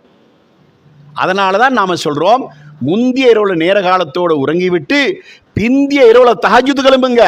ஏன்? அல்லாஹ் நம்மை அழைக்கின்ற நேரம். நாம் அந்த நேரத்தில் தொழுகையில் ஈடுபட்டு கொண்டிருந்தால், திக்ரில் ஈடுபட்டு கொண்டிருந்தால், துஆவில் ஈடுபட்டு கொண்டிருந்தால், நீண்ட சுஜூது செய்து கொண்டிருந்தால் அல்லாஹ் நம்மை பார்த்து கொண்டிருக்கிறான். நாம சொல்லக்கூடியதை கேட்டு கொண்டிருக்கிறான். நம்முடைய வேண்டுதலை நிறைவேற்றி கொண்டிருக்கின்றான். நம்முடைய பாவ மன்னிப்பை அங்கீகரித்துக் கொண்டிருக்கின்றான். இப்படியெல்லாம் இருக்கக்கூடிய ஒரு நேரம் தான் அந்த நேரம் என்று நாம் மக்களுக்கு சொல்லுகிறோம் அல்லவா? இதே மாதிரியாக அல்லாஹு தஆலா இந்த உலகத்திலே ஒரு வருடத்திலே பகல் நேரத்திலே முதல் வானத்துக்கு வருகின்ற ஒரு நாள் அரஃபாவுடைய நாள் மட்டும்தான். பகல் நேரத்தில் அரஃபாவுடைய நாளில் அல்லாஹ் முதல் வானத்துக்கு வருகிறான். இந்த பாக்கியம் அரஃபாவிலே கலந்து கொள்கின்ற மக்களுக்குரிய பாக்கியம். பிந்திய இரவிலே முதல் வானத்துக்கு இறங்குகிறார் என்று சொன்னால் அது எங்கே என்பது நமக்கு தெரியாது. இலங்கையா, இந்தியாவா, பாகிஸ்தானா, அமெரிக்காவா தெரியாது. எங்கேயோ இறங்குகிறான். அவன் முதல் வானத்துக்கு இறங்குகிறான். எல்லா மக்களுடைய வேண்டுதலுக்கும் செவிதாழ்த்துகிறான். ஆனா அரஃபாவுடைய நாளையிலே அரஃபாவுக்கு நேராக அல்லாஹ் முதல் வானத்துக்கு வருகிறான். அப்படியான பாக்கியமுடைய நாள். அந்த நாளில் நாம அல்லாவை திக்ரு செய்வதை தவிர, அவனை தஸ்மீ செய்வதை தவிர, அவனிடத்தில் துஆ கேட்பதை தவிர, அவனிடத்தில் பாவமன்னிப்பு கேட்பதை தவிர வேறு எதையாவது நம்ம செய்ய முடியுமா? அதை விட பாக்கியமான ஒரு சந்தர்ப்பம் நமக்கு ஒரு வருடத்தில் வேறு எப்போதாவது கிடைக்குமா? வாழ்க்கையில் ஒருவர் வாழ்க்கையில் ஒரே ஒரு ஹஜ்ஜி தான் செய்தார் என்று சொன்னால் அவருடைய வாழ்க்கையில் அவருக்கு கிடைக்கக்கூடிய பாக்கியமான ஒரு சந்தர்ப்பம் இது மட்டும்தான். அதனால் அந்த அரபாவுடைய அந்த நாளையில் நம்முடைய நேரம், நம்முடைய பொழுது, நம்முடைய நாவு வேறு எந்த சிந்தனைக்கும் போய்விடக்கூடாது. அந்த அளவுக்கு அரபாவை கவனமாக நாம் ஈடுபடுத்த வேண்டும். நம்முடைய வாழ்க்கையில் நமக்கு நிறைய பிரச்சனைகள் உண்டு.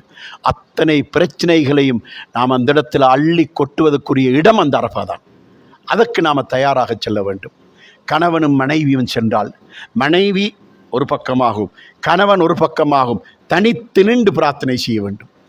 அவர்கள் பக்கம் பக்கம் இருக்கலாம். கணவன் வேறாக துஆ கேட்க வேண்டும், மனைவி வேறாக துஆ கேட்க வேண்டும்.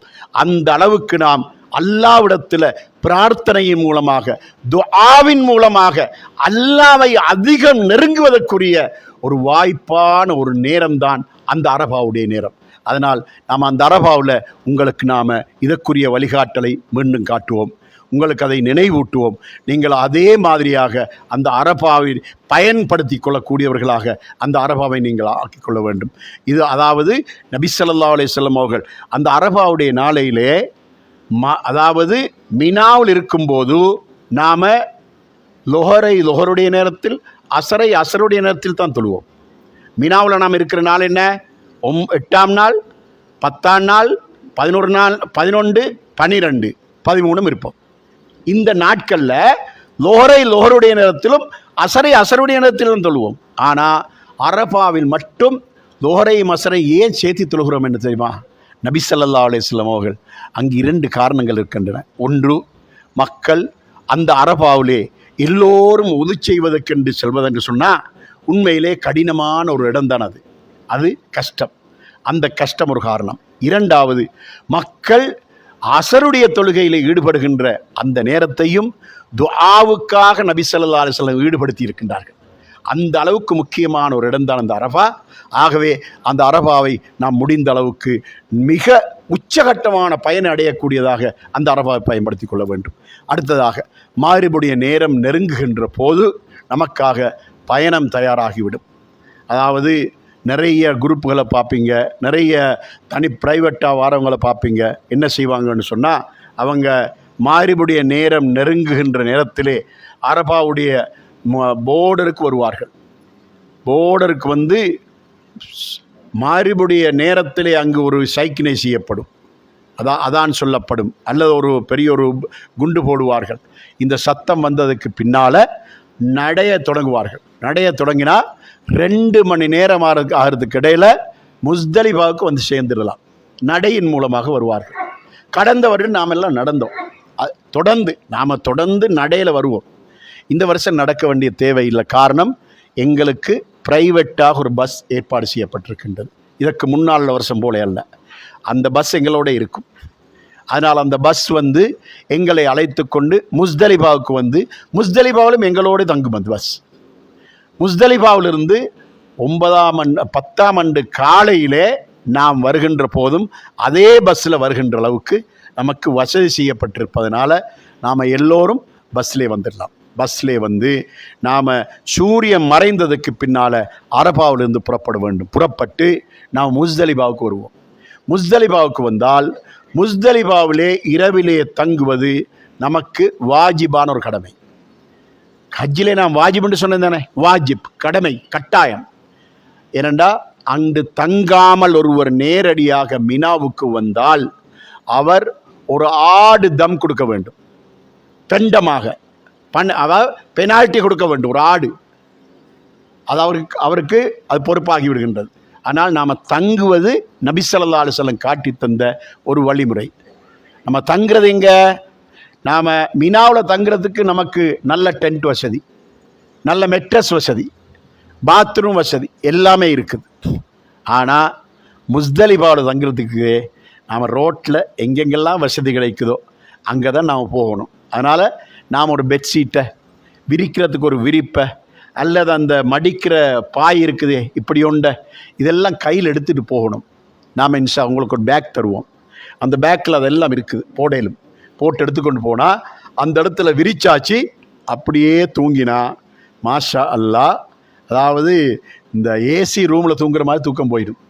அந்த காரணம் என்ன, களைப்போடு இருக்கக்கூடிய நமக்கு நல்ல சுகமான தூங்கிடலாம். தூங்கினா ஃபஜ்ருக்கு நாம் எழும்பி ஃபஜ்ருடைய 2 ரக்காத் சுன்னத்தையும் தொழுது விட்டு நாம் ஃபஜ்ருடைய தொழுகையும் தொழுது முடித்ததுக்கு பின்னால் சூரியன் ஒரு அளவுக்கு அதனுடைய வெளிச்சத்தை வெளியாக்குகின்ற அந்த நேரத்தில் நம்முடைய பயணத்தை தொடங்குவோம் மினாவை நோக்கி. அன்றைய நாளையிலே மினாவுக்கு வந்தால் மினாவிலே நாம், அதாவது கல்லடிக்கிற இடம் 3 இருக்கின்றது. முதலாவது, 2வது, 3வதுன்னு 3 இடம் இருக்கின்றது. ஜம்ரத்துல் ஊலா, ஜம்ரத்துல் உஸ்தா, ஜம்ரத்துல் உக்பாண்டா 3வது இடம், கடைசி இடம். அந்த 10ஆம் ஆண்டுக்கு கடைசி இடத்துல மட்டும் 7 கல் எறிய வேண்டும். அந்த 7 கல்லையும் நாம் முஸ்தலிஃபாவிலிருந்து புறக்கி கொண்டு வரணும். முஸ்தலிஃபாவில் கல் புறக்கலாம். நீங்கள் விரும்பினால் முஸ்தலிஃபாவில் அடுத்த 3 தினங்களுக்குரிய கல்லுகளையும் புறக்கி கொள்வது உங்களுக்கு அனுமதி இருக்குது. முந்தின காலத்துல எல்லாம் நாம் மினாவில் நமக்கு கூடாரத்துக்குள்ளே கல் புறக்கலாம். கூடாரத்தில் காப்பட்டை தூக்கி விட்டால் காப்பட்டுக்கு அடியில் கல் இருக்கும், அந்தளவு கல் புறக்கலாம். இப்போ எல்லாமே எல்லாமே இதுக்கு இது பண்ணப்பட்டிருக்குது. அந்த முழு மினாவும் காப்பட் பண்ணப்பட்டிருக்குது. அதனால் அங்கே கல் புறக்கிற சரி கஷ்டம். ஆனால் நீங்கள் அப்படி உங்களுக்குரிய கல்லுகளை முஸ்தலிஃபாவிலே புறக்கிக் கொள்ளையும் என்றாலும் கூட உங்களுக்கு அனுமதி இருக்குது. இல்லை என்றாலும் கூட மினாவில் புறக்க முடியாதுன்னு இல்லை, புறக்க முடியும். அப்போது முதலாம் நாள் நாம் 7 கல் எறியணும். அந்த 7 கல் எறிகிறது கடைசி ஜம்ரத்துல் உக்பா, கடைசி கல்லறிகிற இடத்துல நாம் கல்லெறிந்து விட்டோம்னு சொன்னால் அதற்கு பின்னால் நாம் அங்கிருந்து அடுத்த கடமை இருக்குதே, நாம் கூடாரத்துக்கு திரும்பி வரலாம். ஆனால் நபி ஸல்லல்லாஹு அலைஹி வஸல்லம் ஹஜ்ஜுடைய வழிகாட்டல் இருக்கின்றதே, 10ஆம் நாள் அன்று கல்லெறிந்து விட்டு அவர்கள் தவாஃபுல் இஃபாதா செய்ய சென்றார்கள். தவாஃபுல் இஃபாதா என்பது ஹஜ்ஜுடைய அமல்களிலே ருக்குன், ஒரு ஃபர்லான கடமையான ஒரு ஒன்று தான் தவாஃபுல் இஃபாதா. தவாஃபுல் இஃபாதா உதாரணத்துக்கு சொல்வதென்றா, ஒருவர் அரபாவில் தரிக்கவில்லை என்றால் அந்த வருஷம் அவருக்கு ஹஜ்ஜி கிடையாது. அரபாவுக்கு போக இல்லைன்னு சொன்னால் அவருடைய ஹஜ் இல்லை. இதுபோல் தொழுகையில் சூரத்துல் ஃபாத்திஹா ஓதாவிட்டால் அவனுக்கு எப்படி தொழுகை இல்லையோ அதுபோல் அரபாவில் ஒருவன் தரிக்கவில்லை என்றால் அவனுக்கு அந்த ஹஜ்ஜி கிடையாது. அதே மாதிரியாக தவாஃபுல் இஃபாதா என்பதும் அதுபோல் ஒன்று தான். தவாஃபுல் இஃபாதா செய்யாத ஒருவனுக்கு ஹஜ்ஜி கிடையாது.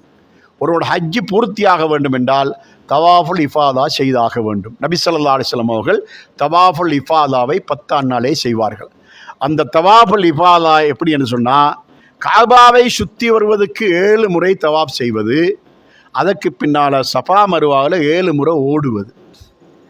இது தவாஃபுல் இஃபாதாவை நாம் அணிந்திருக்கின்ற இஹ்ராமோடு போய் செய்தால் சிறப்பான ஒன்று தான் அது. அடுத்தது நபி ஸல்லல்லாஹு அலைஹி வஸல்லம் அவர்கள் 8ஆம் நாள் ஒரு இஹ்ராம் அணிந்தால், அதாவது ஆண்கள் இஹ்ராம் அணிந்தால், பெண்கள் நான் சொல்லிட்டேனே அவங்களோட பொதுவான எப்போமுள்ள ஆடை தான். ஆண்கள் இஹ்ராம் அணிந்தார்கள் என்றால் 8ஆம் ஆண்டு இஹ்ராமோடு இருப்பார்கள், 9ஆம் ஆண்டு முழுமையான இஹ்ராமோடு இருப்பார்கள், 10ஆம் ஆண்டு கல்லெறிகின்ற வரைக்கும் இஹ்ராமோடு இருக்க வேண்டும். கல்லெறிந்து முடிந்ததற்கு பின்னால் தவாஃபுல் இஃபாதா செய்வதாக இருந்தால் அதே இஹ்ராமோடு தவாஃபுல் இஃபாதாவை முடிக்க வேண்டும். தவாஃபுல் இஃபாதாவை முடித்ததற்கு பின்னால் தலையை வலித்து கொண்டு அதற்கு பின்னால் இஹ்ராமை களைய முடியும். அப்படி இல்லை, அன்றைக்கு தவாஃபுல் இஃபாதா செய்ய கஷ்டம் என்றால், வாய்ப்பு கிடைக்கவில்லை என்று சொன்னால் அவர்கள் அதற்கு பின்னால் ஐயாமு தஷ்ரீக் முடிவதற்கு இடையில் தவாஃபுல் இஃபாதாவை செய்து கொள்ள முடியும். அவர்கள் அதோடு கல்லடித்த உடனேயே தலையை வலித்துவிட்டு அவர்கள் இஹ்ராமை களைய முடியும். இது 10ஆம் ஆண்டு அவர்களுக்குரிய அனுமதி.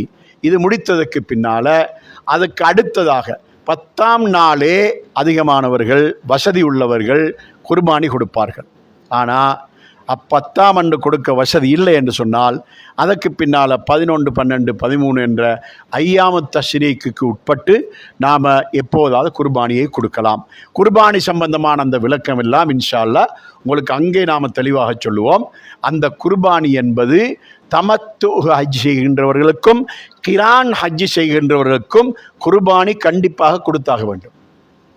குர்ஆன் என்ன சொல்கிறது என்றால், அந்த குர்பானியை கொடுக்கும் இடத்தில் பண வசதி இல்லை என்று சொன்னால் நீ 7 நாள் 10 நாள் நோன்பு பிடிக்க வேண்டும். 10 நோன்பு. அந்த 10 நோம்பில் 3 நோன்பை மக்காவில் இருக்கும்போதே பிடிக்க வேண்டும்.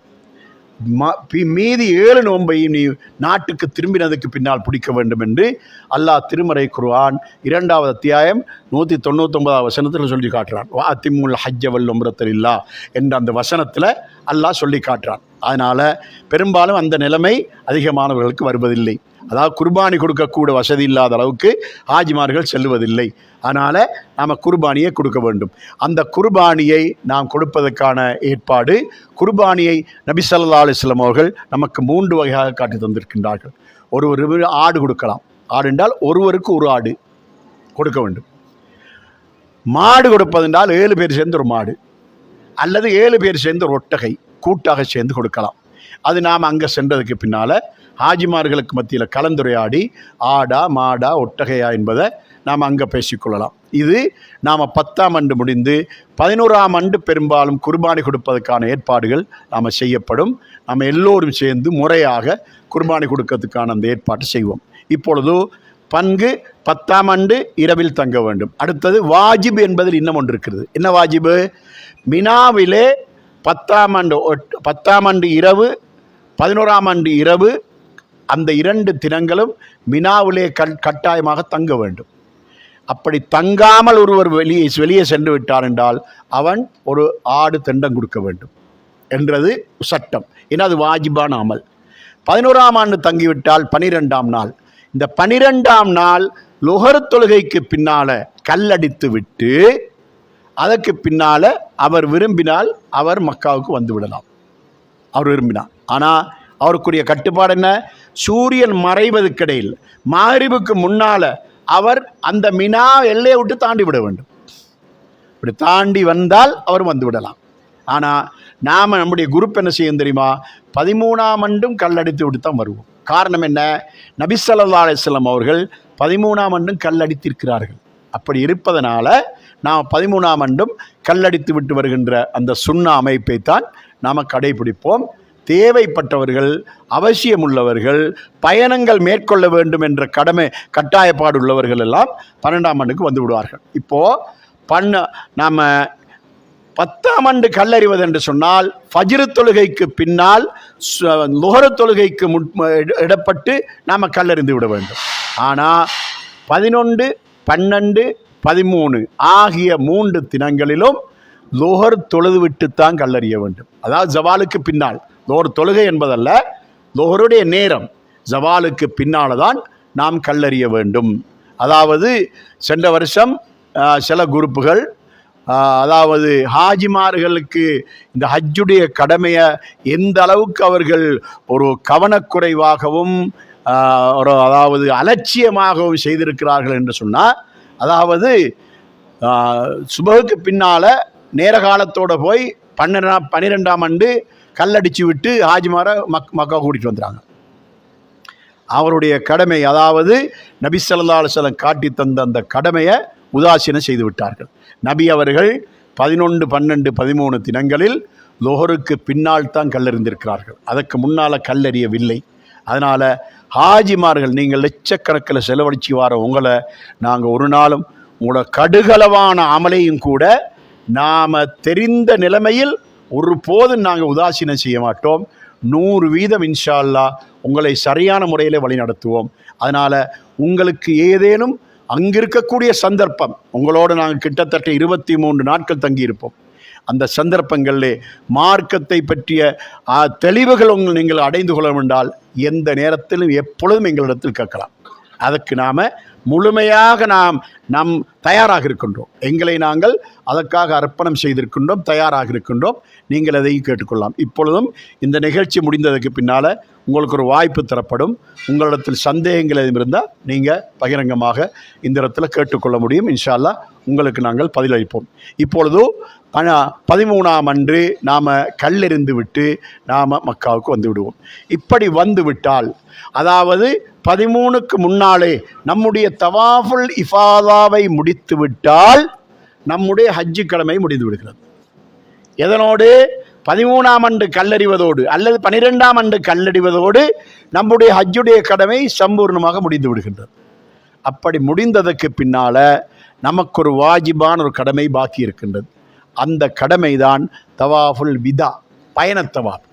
அந்த பயணத்தவாப் நாம் எப்பொழுது செய்கிறோம் என்று சொன்னால், மக்காவிலிருந்து நாம் எப்பொழுது புறப்படுகிறோமோ அப்பொழுது அந்த தவாப் செய்ய வேண்டும். அது தவாப் மட்டும்தான். சஃபா மருவாது ஓடுவது இல்லை. 7 முறை தவாப் செய்வது மட்டும்தான்.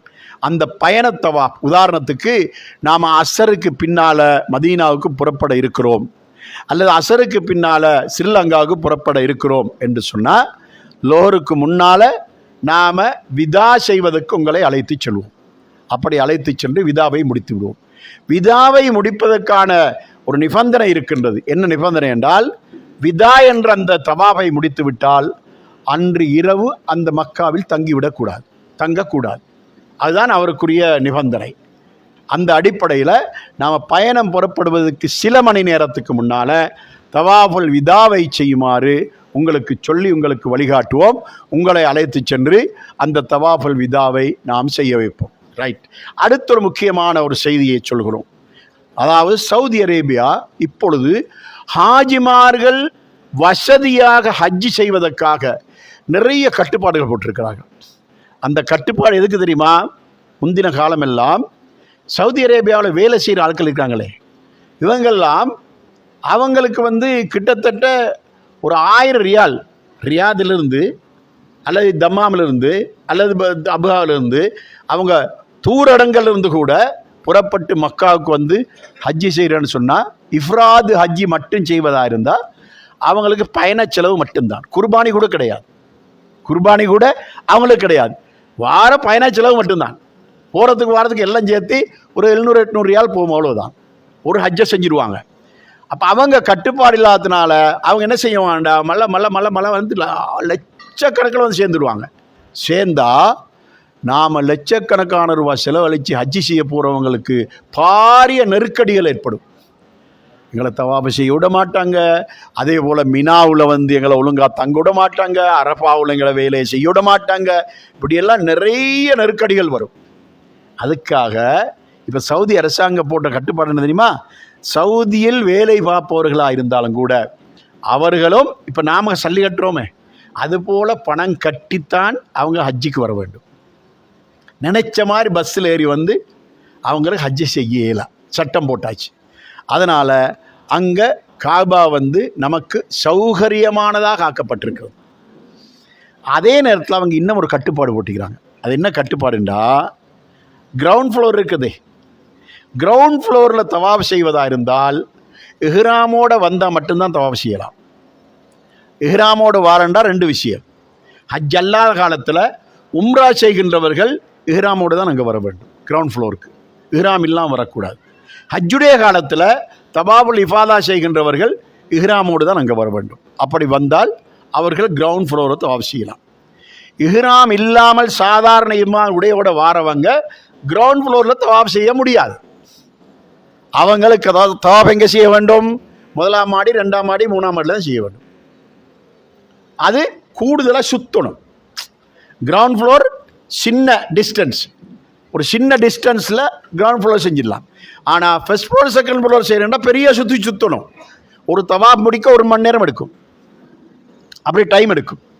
அதனால் ஹாஜிமார்கள் என்ன செய்கிறாங்கண்டா, இந்த பனு இஸ்ராயல்கள் மீன் பிடிச்ச குரங்குகளாக மாற்றப்பட்ட கூட்டத்துடைய சம்பவம் தெரியுமா உங்களுக்கு? அவங்க என்ன செஞ்சாங்கன்னு சொன்னால், அல்லாஹ் தாலா சட்டம் போட்டான், சனிக்கிழமை நாளையில் மீன் பிடிக்கக்கூடாது. அல்லாஹ் போட்ட சட்டம். இவன் என்ன செஞ்சான் தெரியுமா? வெள்ளிக்கிழமை அந்தியில் போய் விலையை போட்டு வாரது. ஞாயிற்றுக்கிழமை காலையில் போனால் விலையில் நியாயமான மீன் பட்டிக்கும் பிடிச்சிட்டு வாரது. இது அல்லாஹ்வுடைய சட்டத்துக்கு மக்கர் பண்ணினது இந்த கூட்டம். இன்னும் ஒன்று என்ன செய்வாங்க, விலை இல்லாதவங்க கடலோரமாக போய்த்து ஆழமான கிடங்கு வெட்டுவாங்க. எப்போ? வெள்ளிக்கிழமை கிடங்கை வெட்டிட்டு வருவாங்க. சனிக்கிழமை மீன் பிடிக்க போக மாட்டாங்க. அந்த மீனெல்லாம் இதுக்கு விழுந்தா ஞாயிற்றுக்கிழமை காலையில் போய் மீன் பிடிச்சிட்டு வருவாங்க. அல்லாம ஒரு சோதனையை வச்சா எப்படி தெரியுமா? சனிக்கிழமையை தவிர மற்ற எல்லா நாள்லேயும் மீன் தூரத்தில் தான் நிற்கும். ஆழ்கடலுக்கு தான் போகணும் மீன் பிடிக்க. சனிக்கிழமையில மட்டும் ஓரத்தில் வந்து விளையாடி கொண்டிருக்கும் மீன். இது அல்லாஹ் வச்ச சோதனை. இதுக்கு இந்த பனு இஸ்ராயீலுக்கு என்ன செய்ய, 2 வகையில் வலையை போட்டு வர்றது முடிக்கிறது, அல்லது கிடங்க வெட்டுறது பிடிக்கிறது, இப்படியெல்லாம் செஞ்சு கொண்டு வந்து அல்லாஹ் தஆலா என்ன செஞ்சான், இந்த கூட்டத்தை குரங்குகளாக மாற்றினான். அல்லாஹ்வுடைய சட்டத்துக்கு சதி செஞ்ச கூட்டம். அது மாதிரி ஒரு கூட்டம் என்ன செய்யுதுமா, இப்போ கிரவுண்ட் ஃப்ளோரில் இஹ்ராம் இல்லாமல் தவாஃப் செய்யலை தானே, அவனுக்கு ஒரு தவாஃபும் கிடையாது, கடமையான ஒன்றுமே கிடையாது, எல்லாமே முடிஞ்சு, இஃபாதாவும் முடிஞ்சு, உம்ராவும் முடிஞ்சு, எல்லாமே முடிஞ்சு, சுன்னத்தான தவாஃப் ஒரு நாளைக்கு எத்தனையும் செய்யலாம். ஒரு நாளைக்கு நாம் 5 செய்யலாம், 10 செய்யலாம், 15 செய்யலாம். நமக்கு தவாஃப் தாராளமாக அனுமதிக்கப்பட்டிருக்குது. அதுக்காக என்ன செய்கிறேன்டா, சும்மா இஹ்ராம் எடுத்துக்கிறது, இஹ்ராம் எடுத்து கொண்டு போய் தவாஃப் செய்கிறது. இப்படியான வேலையை செய்வது அல்லாஹ்வுக்கு மாறு செய்வது. என்ன, நிர்வாகிகள், அதாவது அந்த அரசாங்கத்தின் நிர்வாகிகள் ஹாஜிமார்களுக்கு வசதி செய்து கொடுப்பதற்காகத்தான் இந்த சட்டத்தை போட்டிக்கிறாங்க. அதில் வந்து ஹாஜிமார்களுக்கு நெருக்கடி ஏற்படுத்துவதற்காக இஹ்ராம சும்மா எடுத்துக்கொண்டு போய் சுற்றுறதுக்குது. இது அல்லாஹ்வுடைய சட்டத்தை மீறுவது என்பதை கவனத்தில் கொள்ளணும். ஏண்டா நான் இது ஏன் முன்கூட்டியே சொல்லி வைக்கிறேன் தெரியுமா, அங்கே போன உடனே மற்ற குரூப் ஆட்கள் இதை செய்வாங்க, அந்த செய்தி உங்களுக்கு வரும், கேள்விப்பட்டால் உங்களுக்கு செய்ய நினைக்கும், நீங்கள் செய்யக்கூடாது. ஏனண்டா அப்படி தவாஃப் செய்யணுமா, மேல் மாடிக்கு போங்க, ஒரு தவாஃப் 1 மணித்தியாலும் செய்யுங்க, ஒரு சுபகுக்கு பின்னால் செய்யுங்க, லோருக்கு முன்னால் செய்யுங்க, அசருக்கு பின்னால் செய்யுங்க, மாரிக்கு பின்னால் செய்யுங்க, அப்படி செய்யலாம். அதுக்காக சும்மா இஹ்ராம் எடுத்து கொண்டு போய் நாம் ஏமாத்திர வேலை செய்கிற அந்த நடைமுறையை செய்யக்கூடாது. அதாவது கடந்த வியாழக்கிழமை அகில இலங்கை ஜமியத் உலமா மூலமாக ஒரு இது மாதிரி வழிகாட்டிகளுக்கான ஒரு கருத்தரங்கு வைக்கப்பட்டுச்சு கொழும்பில். அந்த கருத்தரங்கள் நாங்கள் தெளிவாக சுட்டி காட்டினோம்.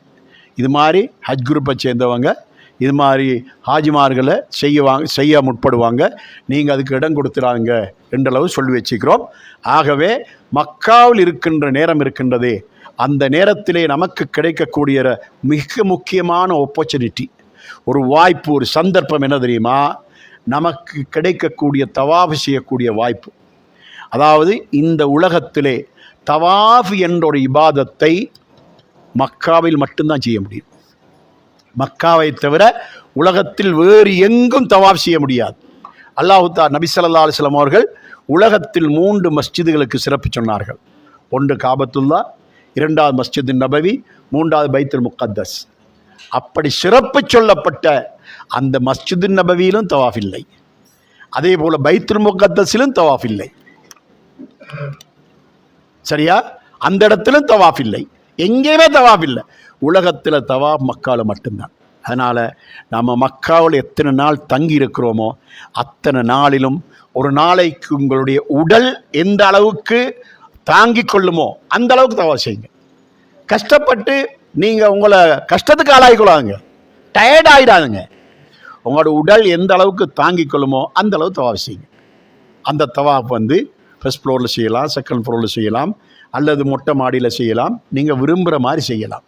அப்படி இந்த தவாஃபுடைய நேரம் இருக்கின்றதே, இந்த தவாஃபுடைய நேரம் துஆ அங்கீகரிக்கப்படக்கூடிய நேரம். ஆனால் உங்களுக்கு தேவையான எல்லா துஆக்களையும் நீங்கள் கேட்டுக்கொள்ள முடியும். அதே போல குர்ஆனிலே உங்களுக்கு மனனம் இருக்கின்ற சூறாக்களை நீங்கள் ஓதிக்கொண்டு செய்ய முடியும். நபி ஸல்லல்லாஹு அலைஹி வஸல்லம் அவர்கள் ஸலவாத்து சொல்ல முடியும். அதே போல் லா இலாஹ இல்லல்லாஹ் வஹ்தஹு லா ஷரீக லஹு என்ற கலிமா, சுப்ஹானல்லாஹி வல்ஹம்துலில்லாஹி வலா இலாஹ இல்லல்லாஹ் வல்லாஹு அக்பர் என்ற கலிமா, இது மாதிரி உங்களுக்கு என்னென்ன திக்ருகளெல்லாம் தெரியுமோ அவைகளெல்லாம் சொல்லி நீங்கள் தவாஃப் செய்ய முடியும்.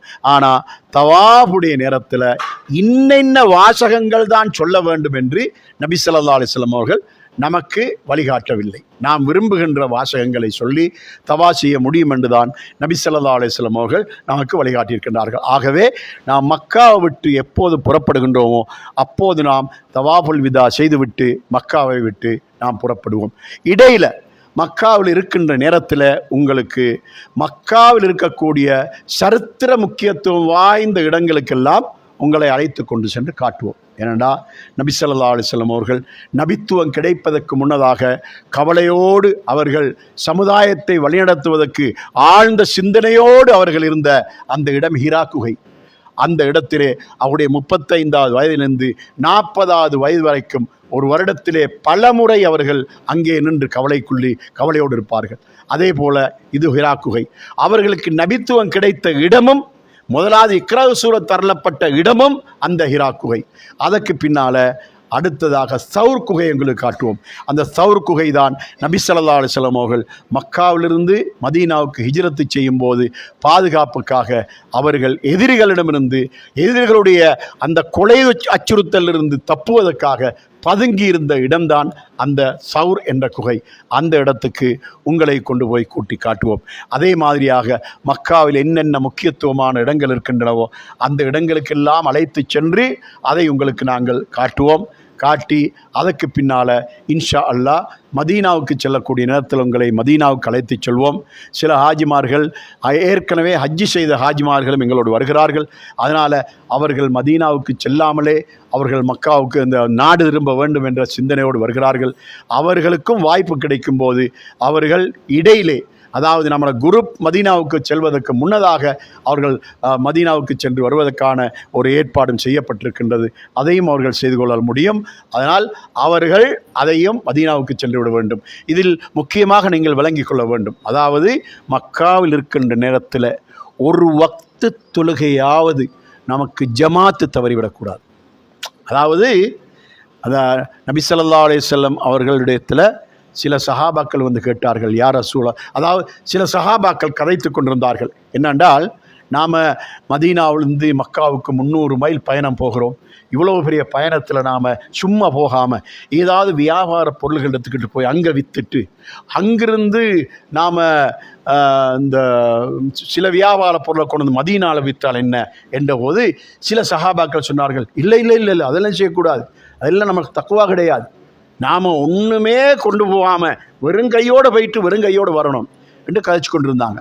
இந்த நேரத்தில் அல்லாஹு தாலா இலக்கிறக்கின திருமறை வசனம்தான், லைசா அலைக்கும் ஜுனாஹுன் அன் தபுத்தகு ஃபதுலம் மிர் ரப்பிக்கும் ஃபைதா அஃபல்தும் மின் அரஃபாத்தின் ஃபதுக்குருல்லாஹ ஐந்தல் மஷ்அரில் ஹராம் வதுக்குருஹு கமா ஹதாக்கும் மின் கபிலிஹி வைங்குந்தும் மின் கபிலிஹி லமினல்லாலீன் என்ற வசனத்தல்லாஹ் இருக்கிறான். அதாவது நீங்கள் இந்த ஹஜ்ஜுடைய பயணத்தில் செல்லும்போது நீங்கள் வியாபாரத்தின் மூலமாக அல்லாஹ்வுடைய அருட்கொடைகளை நீங்கள் தேடிக்கொள்வதில் உங்களுக்கு பிழை இல்லை, நீங்கள் செய்து கொள்ள முடியும்.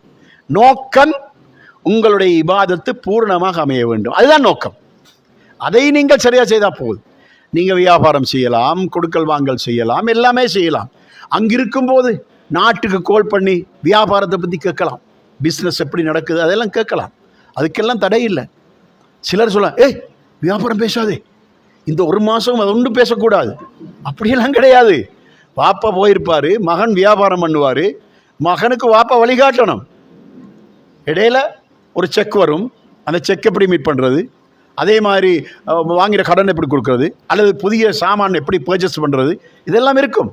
அதனால் நீங்கள் தவாபு செஞ்சு கொண்டு இருக்கும்போது பிஸ்னஸை பேசப்படாது. அரபால் இருக்கும்போது, அதாவது 8ஆம் நாள்லேருந்து 11ஆம் நாள் 10ஆம் நாள் வரைக்கும் பிஸ்னஸ் பேசக்கூடாது, அந்த நாளை தவிர்க்கணும். அது அல்லாத நாளில் நீங்கள் கொடுக்கல் வாங்கல் பேசலாம், உங்களுக்கு எந்த தடையும் இல்லை. இதை எதுக்கு சொல்கிறேன் தெரியுமா?